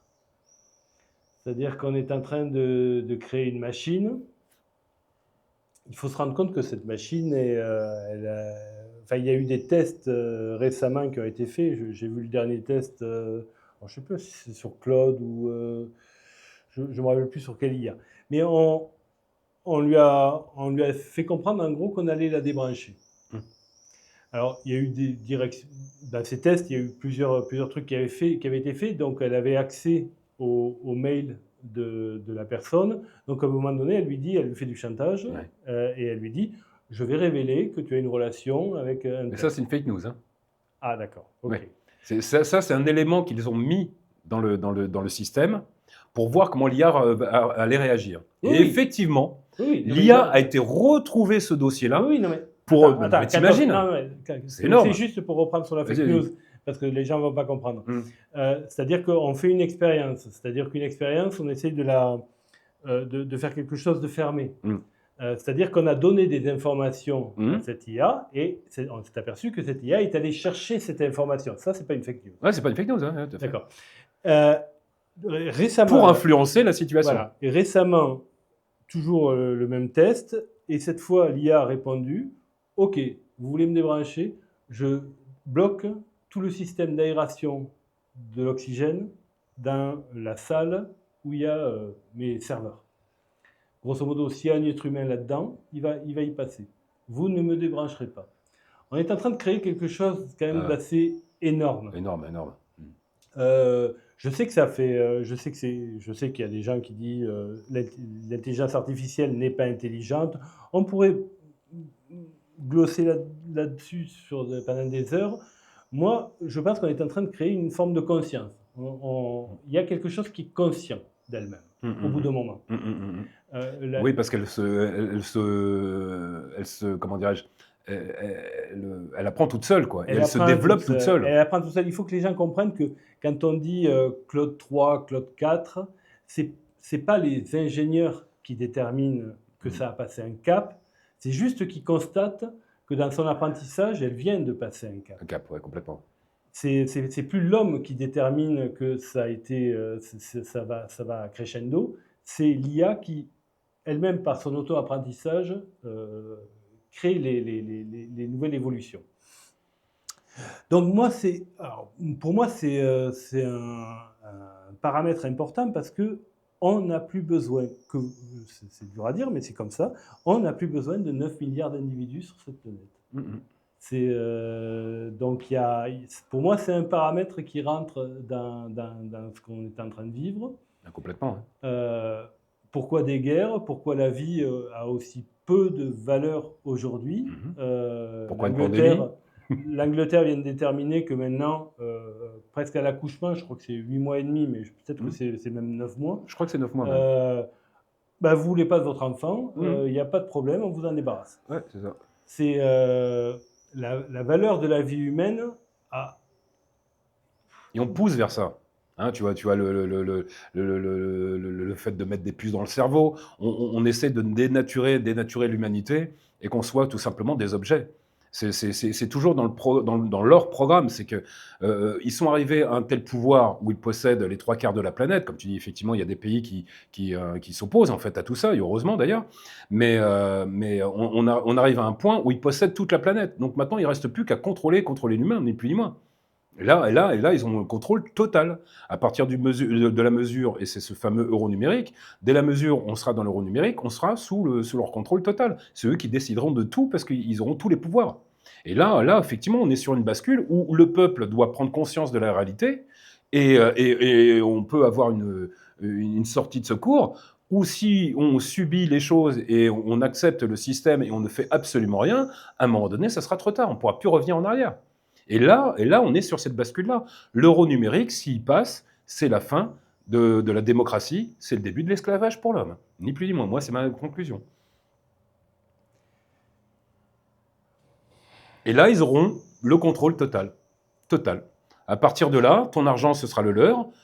Tu vois, au niveau des successions, on essaie de te voler ta succession, puisque là maintenant, il faut que tu aies, si tu as une maison à 200 000 euros, si tes parents te lèguent une maison à 200 000 euros, il faut que tu aies 30 000 euros tout de suite cash directement pour payer les droits de succession. Beaucoup plus parfois. Pardon? Beaucoup plus parfois. Beaucoup plus parfois. Et en plus, si tu les as pas, bah il y a pas de problème. On te met ton bien où tu as grandi, où tu as plein de souvenirs, on te met ton bien aux enchères, ils récupèrent leur argent et toi tu récupères les miettes. On est dans l'attaque directement sur le peuple. Là, on est sur cette phase-là. Et le problème, il est que le peuple prend conscience de la réalité de jour en jour et de plus en plus. Hein. Résultat, bah, l'accélération se fait de plus en plus parce que leur discours ne tient plus, il n'est plus valable. Regarde la dernière intervention de Macron, il y a eu même pas 10 millions de personnes, je crois, un truc comme ça. Quoi. Enfin, les gens n'écoute plus du tout les élites. Il est plus audible, tu vois, parce que maintenant, on comprend dans quel monde on vit. Hein, on voit la corruption monumentale, on voit leur attitude, on voit que le peuple n'est pas du tout écouté. La preuve, hein, les Gilets jaunes, hein, le peuple a voulu se défendre, résultat, ils ont été accueillis à coups de LBD.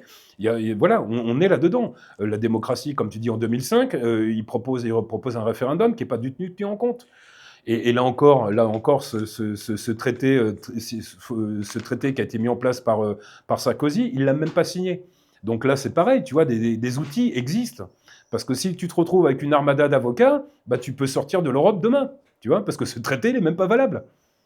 Tu vois, mais sauf qu'on est toujours dans cette illusion-là, toujours dans leur contrôle du narratif et dans le contrôle des médias. C'est pour ça qu'ils contrôlent la totalité des médias. Comme ça, ils contrôlent le narratif et ils contrôlent donc le cerveau des personnes. Si on avait des médias indépendants, et comme le tien, tu vois, des médias indépendants qui vont transmettre l'information, et ben là, on aurait des vraies informations pures. C'est pour ça que l'avenir de l'information, elle est sur les réseaux sociaux. Elle est plus sur les médias à la télé. Et on le voit de tous les jours. Tous les jours, on le voit. Tous les jours, parce que c'est plus d'information, c'est de la propagande que l'on voit à la télé. Et c'est le problème, il est là, c'est que c'est au peuple de prendre conscience des choses, de comprendre les choses, d'analyser les choses et de faire sa propre opinion que de tout simplement réciter le narratif de la propagande. Pour moi, cette guerre est perdue. Quelle guerre? La guerre qui se passe entre un monde multipolaire, un monde unipolaire. Pour moi, on a perdu cette guerre d'abord parce que les valeurs qui sous-tendent cette guerre, on peut pas. La France s'est associée avec un État génocidaire. Ça ne peut pas gagner, de mon point de vue. Qui n'a pas gagné? Ce principe-là, c'est-à-dire les sionistes ne pourront pas gagner. Ah non, tout à fait. Là, à l'heure actuelle, nous sommes dans le dévoilement de tout ça. Là, à l'heure actuelle, ce que les gens ne comprennent pas avec la situation actuelle, hein, il faut surtout couper des médias, mais et s'informer soi-même. Là, on est dans cette guerre et dans ce dévoilement. Là, on est en train de montrer la réalité dans quel monde on vit. Tu vois, ne serait-ce que l'attaque de Trump sur la taxation aux frontières, ça a été encore un dévoilement. C'est pas qu'une histoire de business, c'est aussi une histoire de dévoilement, parce que Trump, en agissant de la sorte, a montré au monde comment fonctionne le système capitaliste. Quand tu vois Vuitton qui te vend des sacs à 5 000 euros et que tu as les Chinois qui lui disent hey, « regardez, vous avez vu combien nous on les sort ? Ces sacs à 5 000 euros que vous payez comme des abrutis 5 000 euros, nous on les sort à 15 euros. Si vous voulez, vous pouvez les acheter directement en usine. » Et tu as eu toute une période où tu pouvais acheter tout, d'ailleurs encore maintenant, hein, bon après il faut faire quand même attention, mais tu pouvais acheter tous ces produits de luxe à prix sorti d'usine. Ils avaient mis carrément des sites en place. Donc c'est là où on voit en fait comment le peuple se fait avoir, parce que c'est juste de la propagande. Tu vois, c'est juste, on va te dire, ouais, c'est bien, t'as un t-shirt Vuitton, t'as un sac marqué Vuitton dessus, mais tu l'as payé 100 fois le prix ou 1000 fois le prix. Tu vois, et eux, grâce à cette propagande, à cette mise en place de la pub, de tout ça, on va te dire, ouais, c'est bien, t'as le t-shirt de... Tu vois, mais réfléchissez, on est en train de porter des marques comme des panneaux publicitaires, tu vois. Moi, je créerais ma marque, j'irais voir n'importe qui dans la rue en disant, bah voilà, tu vas me payer, tu vas m'acheter mon t-shirt 50 € et il y aura ma marque dessus. Il veut dire, mais j'ai rien à faire de ta marque. Mais leur système a fait que, bah voilà, voir un joli sac Vuitton à 5 000 €, bah ça fait bien. Mais t'es un abruti parce que tu l'as payé 5 000 € au lieu de 15 €, tu vois. Et là, on est dans le dévoilement de tout ça. On est dans le dévoilement du fonctionnement d'Israël, tu vois, de punir l'Iran de choses que eux ne font pas, quoi, tu vois. Ils sont en train de critiquer le problème du nucléaire, alors qu'eux, ils ont du nucléaire qu'ils n'ont pas déclaré, qui n'acceptent aucune convention sur le nucléaire. Tu vois, donc on est en train de montrer au monde la réalité des choses. Puff Daddy et Epstein, on est en train de montrer le système de chantage et de corruption que l'on met en place. Là, on est complètement dans le dévoilement de la réalité des choses. Tu vois, c'est ça qui est intéressant. Et non, ils n'ont pas d'avenir, parce que ce système-là ne peut pas durer. Parce que si ils gagnent et ils instaurent leur système, c'est la fin de l'humanité. Hein, voilà, c'est la fin de l'humanité. Donc là, l'humanité a une position à prendre, cette souveraineté humanitaire, tout simplement, où on adhère à un système multipolaire qui est beaucoup plus juste, beaucoup plus sain que le système des BRICS, ou alors on rentre dans leur système et c'est une mise en esclavage et c'est la fin pour nous. Et pour nos enfants, ça va être un drôle d'avenir quand même. Alors peut-être que le problème, justement, dans ce sens où je dis qu'on est du côté des perdants, c'est que les gens, maintenant, se raccrochent à ce qu'ils peuvent, c'est-à-dire qu'ils ne veulent pas perdre la maison qu'ils ont achetée, ils ont peur de perdre leur, je sais pas, Leur patrimoine, leur patrimoine, tout ça. ils n'en sont pas conscients pour l'instant. Ils n'en sont pas conscients pour l'instant. Certains, oui, malheureusement, mais loin de ça. Tu sais, moi je bosse dans le système financier, je le vois, il y a une inculture, enfin, un manque de culture des gens qui est monumental. Ils ne comprennent rien à l'inflation, ils ne comprennent rien au système bancaire. Le système bancaire est complètement verrouillé. Il faut comprendre le système bancaire. Système bancaire, dès la mesure où tu mets de l'argent sur un compte en banque, il ne t'appartient plus. C'est l'article 312-1 du Code monétaire et de la finance. C'est stipulé.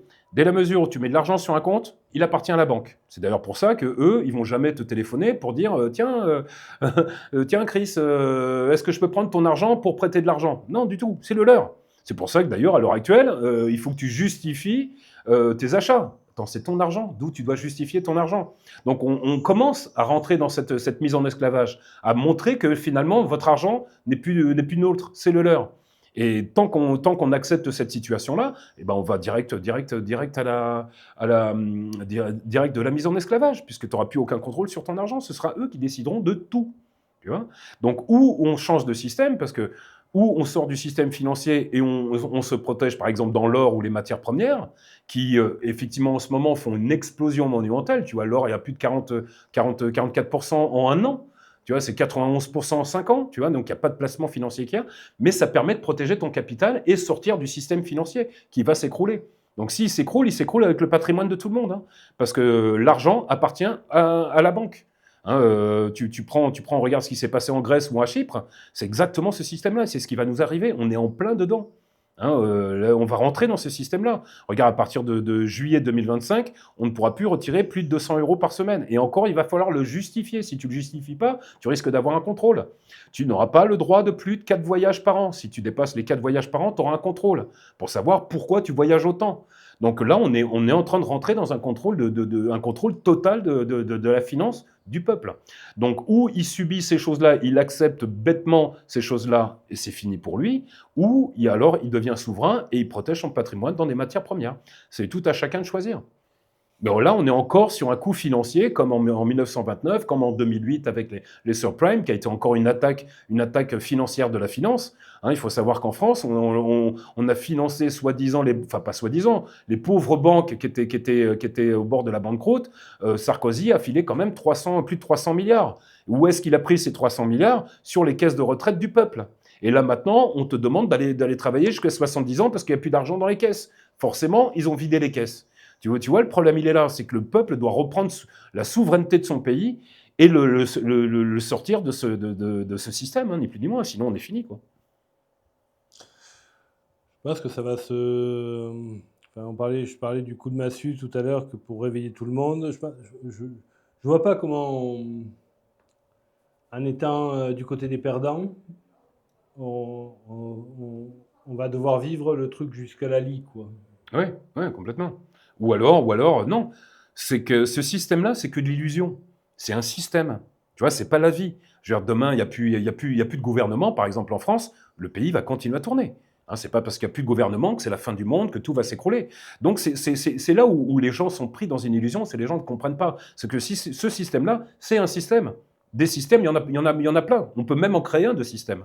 Tu vois, il suffit juste de dire stop. ce système-là n'est plus viable, on va mettre quelque chose en place. C'est tout, il n'y a rien de plus facile. Sauf qu'il faut que le peuple soit uni, et tout est fait pour désunir le peuple. Oui. Tu vois, c'est juste le truc, il est là. Tu regardes sur les réseaux, tu vas discuter de la Palestine, de l'Iran ou quoi que ce soit, tout le monde est divisé. Parce que le système a voulu que les gens soient divisés. Et c'est là notre faiblesse.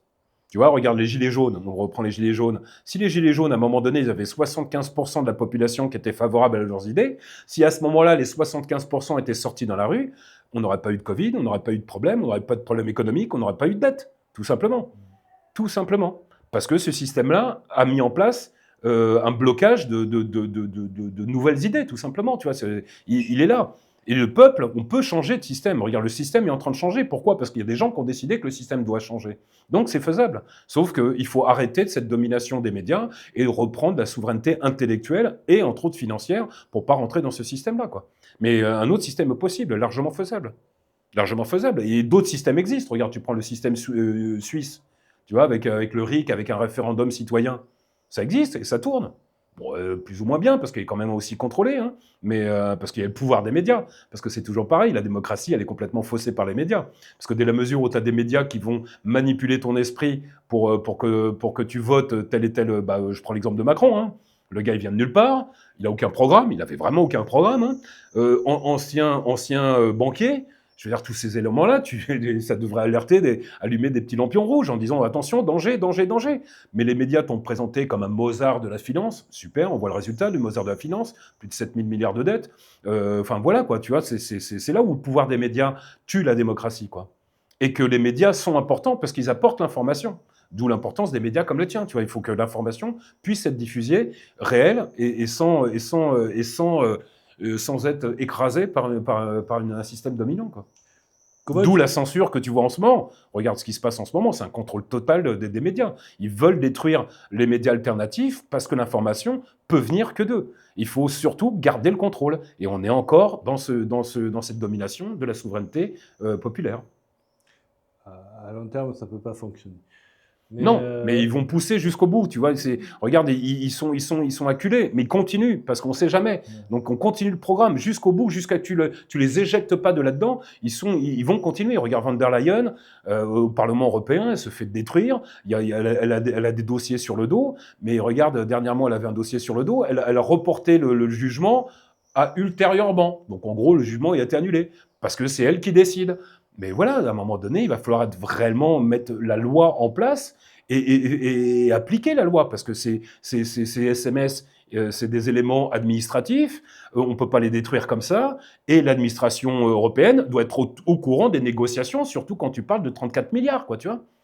34 milliards. Donc, tu vois, ces choses-là, mais pourtant, la loi, elle n'est pas appliquée, pourtant, la loi, elle est là. Donc, tu vois, c'est que le système est dominant encore dans ce truc-là, quoi. Mais ça bouge, ça commence à bouger, quoi. Ce qu'on peut redouter, c'est un peu comme Israël a dit, en gros, si on est acculé, si vraiment il n'y a plus de solution, on va adopter la méthode Samson, c'est-à-dire que destruction totale de tout. C'est le risque. Comme on sait qu'ils font, enfin, on va dire les méchants, on travaille sur des virus, sur des choses comme ça, on peut s'attendre à ce qu'il se passe des choses. Ah ouais, c'est clair. Tout est imaginable, hein. C'est clair que tu peux très bien avoir un virus hyper mortel, tout en ayant bien sûr de leur côté la vaccination pour les protéger, parce que s'ils envoient un virus hyper mortel, il faut pouvoir le gérer. Hein, c'est pour ça que le Covid était parfait, c'est-à-dire qu'il n'est pas du tout mortel, hein, mais par contre on va te mettre une propagande derrière qui va être monumentale, parce que le Covid, il pouvait être soignable même avec des plantes, quoi, tu vois. Donc la solution existait, ils le savaient très bien de toute façon. Ils ne pouvaient pas faire un truc létal, parce que sinon ils risquent d'en subir les conséquences. Donc voilà, il suffit, c'est ce que je te disais tout à l'heure, c'est la propagande médiatique. Dès la mesure où tu as une propagande médiatique qui est efficace, tu fais croire tout et n'importe quoi. Donc tu gardes le narratif et tu gardes le contrôle.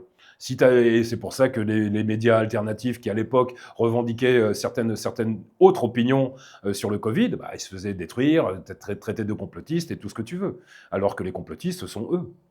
Parce que ce qu'ils ont fait, c'est inadmissible. Hein. C'est cette destruction qu'ils ont pu faire. Enfin, c'est destruction des familles, toute cette tristesse qui a pu être générée. Moi, je vois ma mère, elle a eu un AVC à cause de la vaccination. Enfin, j'ai des amis qui ont perdu leurs parents. Il y a eu un tel dégât, une telle destruction, et encore, on n'en parle pas assez. mais c'est monumental. Le nombre de morts, le taux de natalité mondial qui est en chute libre, c'est une inquiétude. En fait, ils ont réussi, c'est-à-dire qu'ils n'ont pas tué les gens, ils ont détruit la natalité. Et c'est-à-dire dans un certain nombre de générations, la population, elle va être réduite comme eux, ils l'avaient proposé. Et ils ne se cachent pas, parce qu'ils ont plaisir, en fait, et c'est presque karmique aussi, tu vois. Parce que tu cacherais quelque chose et tu tuerais des gens, c'est de ta faute, d'accord? Mais tu mets quelque chose en place et t'apportes la vérité, bah c'est aux gens de choisir, tu vois. Personne n'a forcé les gens à aller se faire vacciner. Personne n'a été pris de force chez soi pour aller se faire vacciner. C'était que de la bonne volonté. Et d'ailleurs, Attali le disait. On va créer un système où les gens vont d'eux-mêmes rentrer dans ce système en croyant que c'est bien pour eux. Et on est complètement là-dedans. Ils le disent, ils anticipent tout. Regarde, tu prends Covid-19, le Great Reset de Klaus Schwab, il ne se cache pas du tout dans ce qu'on est en train de vivre. Non, c'est ça qui est terrible, c'est tout est disponible. Il ne se cache pas. Parce qu'il te donne le libre choix. C'est à toi de choisir, d'adhérer ou de ne pas adhérer. Comme ça, oui, karmique, au niveau karma, ils sont tranquilles. Je ne t'ai pas tué, c'est toi qui as voulu mourir. Voilà. Après, le karma, c'est autre chose. Mais ils sont un peu là-dedans, C'est pour ça qu'ils le dévoilent. Il y a la justice des hommes et puis il y a une autre justice. Bien sûr. Mais ils sont là-dedans. Positif pour le futur ? Super positif, bien sûr. Positif pour le futur. Donc là, on se place dans le futur. Mais au présent, on va passer toute une période là qui va être très, très, très, très compliquée. Très, très compliquée. C'est là où chacun devra prendre sa position et la bonne position. Et plus tôt le peuple prendra sa bonne position de détruire le système, et plus vite il disparaîtra. Ce qui les maintient en place, c'est encore le peuple qui croit encore à ce système. Mais une fois que les gens vont comprendre, et les gens comprennent de plus en plus, parce que tu vois, la conscience évolue, les choses évoluent, même dans les médias, les choses évoluent. Voilà, donc ces choses-là vont tomber. Ce système-là ne peut pas durer, puisqu'il y a un groupe de personnes qui luttent aussi contre ce système, qui est tout simplement le système des BRICS. Ce système des BRICS, quand je te dis on est 47 pays, donc la moitié du monde, moitié du PIB mondial, en fait, il n'y a que le G9 ou le G7 qui est dans le système. Tout le reste du monde n'est pas du tout dans ce système-là. Donc là, pour l'instant, on est en super tension parce qu'on est justement dans la destruction de ce système-là. Et ce système-là passe par Israël, puisque Israël étant la capitale de ce système-là. D'ailleurs, Attali le disait, je vois bien Jérusalem comme la capitale du monde. Donc voilà, donc il faut qu'on détruise la capitale du monde, non pas Israël, mais les sionistes qui détiennent, et revenir peut-être à une Israël comme avant 48, où c'était la capitale de toutes les religions, puisque les trois religions monothéistes, on leur trace sur Israël. Et ça se faisait très bien, sauf qu'il faut se débarrasser des cons, tout simplement, quoi. Sortir de cette voilà, même au niveau des quand je vois certains Israéliens, les propos qu'ils tiennent, bah voilà, ces gens-là n'ont rien à faire en Israël. Il faut revenir à une certaine humanité un peu plus saine, quoi. Donc oui, bien sûr, on va changer de système. Le système est déjà mis en place. C'est là où c'est intelligent. C'est-à-dire qu'on ne va pas tuer un système. Et qu'est-ce qu'on fait maintenant que l'ancien système est mort? C'est qu'on est en train de tuer le système tout en mettant tranquillement en place un autre système. Quand le premier système sera mort, bah, l'autre n'aura plus qu'à complètement évoluer. Et là, on est complètement dedans. On regarde les BRICS, on commerce déjà avec nos propres monnaies au niveau international, au niveau des BRICS, avec BRICS Pay. C'est-à-dire que là, ils font déjà des échanges commerciaux. Donc c'est déjà officiel et ça fonctionne très bien. Et on sort du système dollar, et pas le dollar américain, puisque le dollar n'est pas américain, le dollar appartient à la Fed. Et ce dollar a permis tout simplement d'avoir une domination mondiale grâce à ce dollar. Puisque, comme je te disais tout à l'heure, après l'avoir indexé sur l'or, il a fallu tuer cette indexation sur l'or et ouvrir au panel de la finance. Et ensuite, il suffisait tout simplement de se brancher avec l'Arabie Saoudite, qui était le premier producteur d'énergie mondiale, d'imposer le dollar. À partir de là, tout le monde entier a dû obligatoirement acheter du dollar pour acheter de la matière première. Et c'est là où, en fait, ils ont imposé leur domination. Puisque dès que tu utilises le dollar, tu es sous les coupes des lois américaines. Ils peuvent sans problème mettre une base militaire dans ton pays, contrôler l'économie de ton pays, et voilà, et ensuite pour avoir le contrôle du pays. Tu vois le truc ? Alors écoute, on est à plus d'1h30 de discussion. Je pense qu'on a donné plein d'éléments de cogitation parce qu'en fait, ce qu'il faut dire aux gens, c'est pas forcément de croire, de prendre comme argent comptant tout ce que tu viens de dire, Non, c'est de faire ses propres C'est recherches. de faire ses propres recherches, de penser par soi-même. Exactement, on revient au même, Et ça ouvre des portes, ça, ne pas écouter les médias, ils ne sont pas là pour vous informer. de garder espoir. Et il y a de l'espoir. Il y a de l'espoir. Il y a de l'espoir, mais sauf qu'il faut se protéger. Hein, patrimonialement, il faut se protéger dans les matières premières pour sortir du système financier en attendant que la crise passe. Ça, c'est une bonne chose. Ne pas croire les médias, garder la foi. Hein, tout ça va tomber. Hein, parce que ça doit tomber, parce qu'on ne peut pas évoluer, on ne peut pas avoir, on peut pas évoluer, enfin, on peut pas faire évoluer notre monde dans un système pareil, parce que c'est un système de mortifère, hein, c'est de mettre les pays dans la dette. Donc, qui dit mettre un pays dans la dette, c'est de supprimer toute la finance du pays, parce que toute la finance du pays part dans cette dette qui a été organisée par le système. Voilà, comment veux-tu payer des hôpitaux si tu n'as plus d'argent? Donc voilà, donc c'est tuer ce système-là, tuer cette corruption qu'il y a dans chaque pays, parce que c'est ce qui s'est passé, c'est ce qui se passe aux États-Unis. Hein, quand tu vois le Doge avec Elon Musk qui contrôle en fait toutes les finances, eh ben là, ils ont récupéré des milliards et des milliards. Et en France, on n'est pas protégé. C'est exactement le même système. Tu verrais tous ces organismes. J'ai vu le ministère du bruit. T'imagines? Ministère du bruit. Ils sont 20 ou 30. Voilà, ministère du bruit. Ils sont tous grassement payés, avec des frais grassement payés. Mais je te dis ça, mais il y en a des dizaines et des dizaines des trucs comme ça qui sont juste là pour placer des copains, pour faire du pognon et tout ça. Mais t'imagines même pas si on supprimait toutes ces dépenses qu'il y a, tout l'argent qu'on récupérait, on irait en retraite à 50 ans, quoi. Tu vois, tellement il y aura d'argent sur l'argent, sur le compte. C'est juste ça. C'est qu'on n'est pas en déficit, on est juste mal géré. Si cette gestion était bien coordonnée, t'inquiète qu'il y aurait beaucoup moins de problèmes en France, quoi. Et c'est juste ça, c'est que bah, eux, ils pompent notre pays. Hein. Macron a fait un excellent boulot qui est de vendre tous les axes financiers de notre pays. Voilà, économiquement, on est mort, quoi. Tu vois, actuellement, on est mort. Donc, comment on va. Effectivement, il y a tout un passage qui va être difficile. Pour ça qu'il faut anticiper et protéger. Et ensuite, après, les choses vont forcément changer, quoi. Vont forcément changer. Donc, ouais, il faut garder espoir. Il y a un bel avenir par la suite. Parce qu'un bel avenir, c'est quoi un bel avenir? C'est tout simplement peut-être libérer les inventions. Tout à l'heure, tu parlais de Tesla. Si on pouvait mettre en place justement cette nouvelle technologie et revenir à une énergie qui est gratuite, bah, tu changes complètement la face du monde. Hein, si du jour au lendemain, bah, tu peux pas du jour au lendemain parce que on est vraiment dans un système basé sur l'énergie fossile, mais si on libère progressivement cette énergie libre, eh ben, la face du monde change, parce qu'il n'y aura plus de guerre pour l'énergie, tu vois. Rien que ça change. Et donc, rien que ça changerait complètement la politique de tous les pays, quoi. Tu vois, si tu n'as plus besoin de financer des guerres, si tu n'as plus besoin d'attaquer ton prochain pour récupérer sa matière première, si tu n'es pas obligé de déstabiliser toute l'Afrique pour récupérer des matières premières pas chères, tu vois, tout ce système-là de système qui a été mis en place par la finance, si ce système-là dégage, bah forcément qu'on part vers autre chose et de nettement plus positif. Et après, quand tu parles justement de trop de peuples par rapport à l'économie, eh ben oui, là on peut peut-être partir sur un revenu universel comme ils voulaient mettre en place, mais un revenu universel plus positif. C'est-à-dire que le revenu universel n'est pas un moyen de te contrôler, mais un moyen à toi de vivre tranquillement, tout simplement. C'est qu'effectivement, on aura peut-être assez d'argent pour pouvoir financer tout le monde, tu vois. C'est tout simple, hein. Des systèmes, d'autres systèmes sont faisables, il suffit juste de les mettre en place, quoi. Ce système-là n'est pas fondamental, il n'est pas indestructible, quoi. Et un autre système existe, sauf qu'il faut détruire l'ancien pour construire un nouveau, et ce nouveau est en train de se construire. Tu vois, la mentalité, elle change, les politiques, elles changent. Tu vois, sur l'écologie aussi, ça change. On se rend compte que c'est pas forcément l'écologie que eux veulent mettre en place, une écologie qui va être mortifère, à vouloir te bloquer, te taxer ou quoi que ce soit, parce que c'est des milliards qui sont générés par cette fausse problème climatique.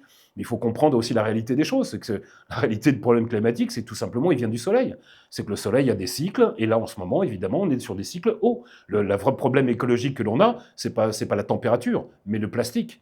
Moi, j'ai la chance de voyager dans le monde entier. C'est pas le problème de la chaleur qui me pose, c'est le plastique. Hein, dans les rivières, j'ai vu des rivières en Inde qui coulaient plus tellement il y avait de déchets plastiques. Au Cambodge, pareil. Enfin, c'est le plastique industriel, c'est l'industrie plastique, tu vois. Les mers, pareil, où je fais de la plongée, dans des sites qui sont sublimes, comme par exemple la Polynésie, et ben, les fonds sont complètement saturés de plastique. Alors qu'on nous présente les plages paradisiaques de ces pays, alors que c'est archi c'est complètement pollué, tu vois. Il y a carrément des masses de continents plastiques aussi dans chaque océan. Tu vois, avant, c'était un bouillon de culture de particules plastiques. Là, il y en a tellement que maintenant, les oiseaux nichent carrément sur les îles. Tu vois, ça devient carrément habitable, le truc. Et ça, c'est pas du tout une histoire de pollution, c'est une histoire de l'industrie, ni plus ni moins, quoi. Et là, c'est pareil, hein, des systèmes palliatifs au plastique, il en existe plein, sauf que ça coûte plus cher que le plastique, et le système industriel ne veut pas veulent dégager un maximum de marge. Tout simplement. Regarde, tu prends l'Afrique avec les bouteilles de coca, qui avant les bouteilles de coca étaient en verre et donc recyclées, lavées et remis dans le service. Bah, Coca en a eu marre de ce système-là. Il a mis des systèmes, simplement, il a enlevé les bouteilles de verre, il a mis les bouteilles plastiques. Donc plus de récupération de ces bouteilles en verre. Résultat, tu as une pollution monumentale de bouteilles en plastique Coca. Tu vois, c'est juste une autre réflexion qu'il faut avoir, pas la leur. Mettre en place une autre réflexion. Tu vois, et voilà.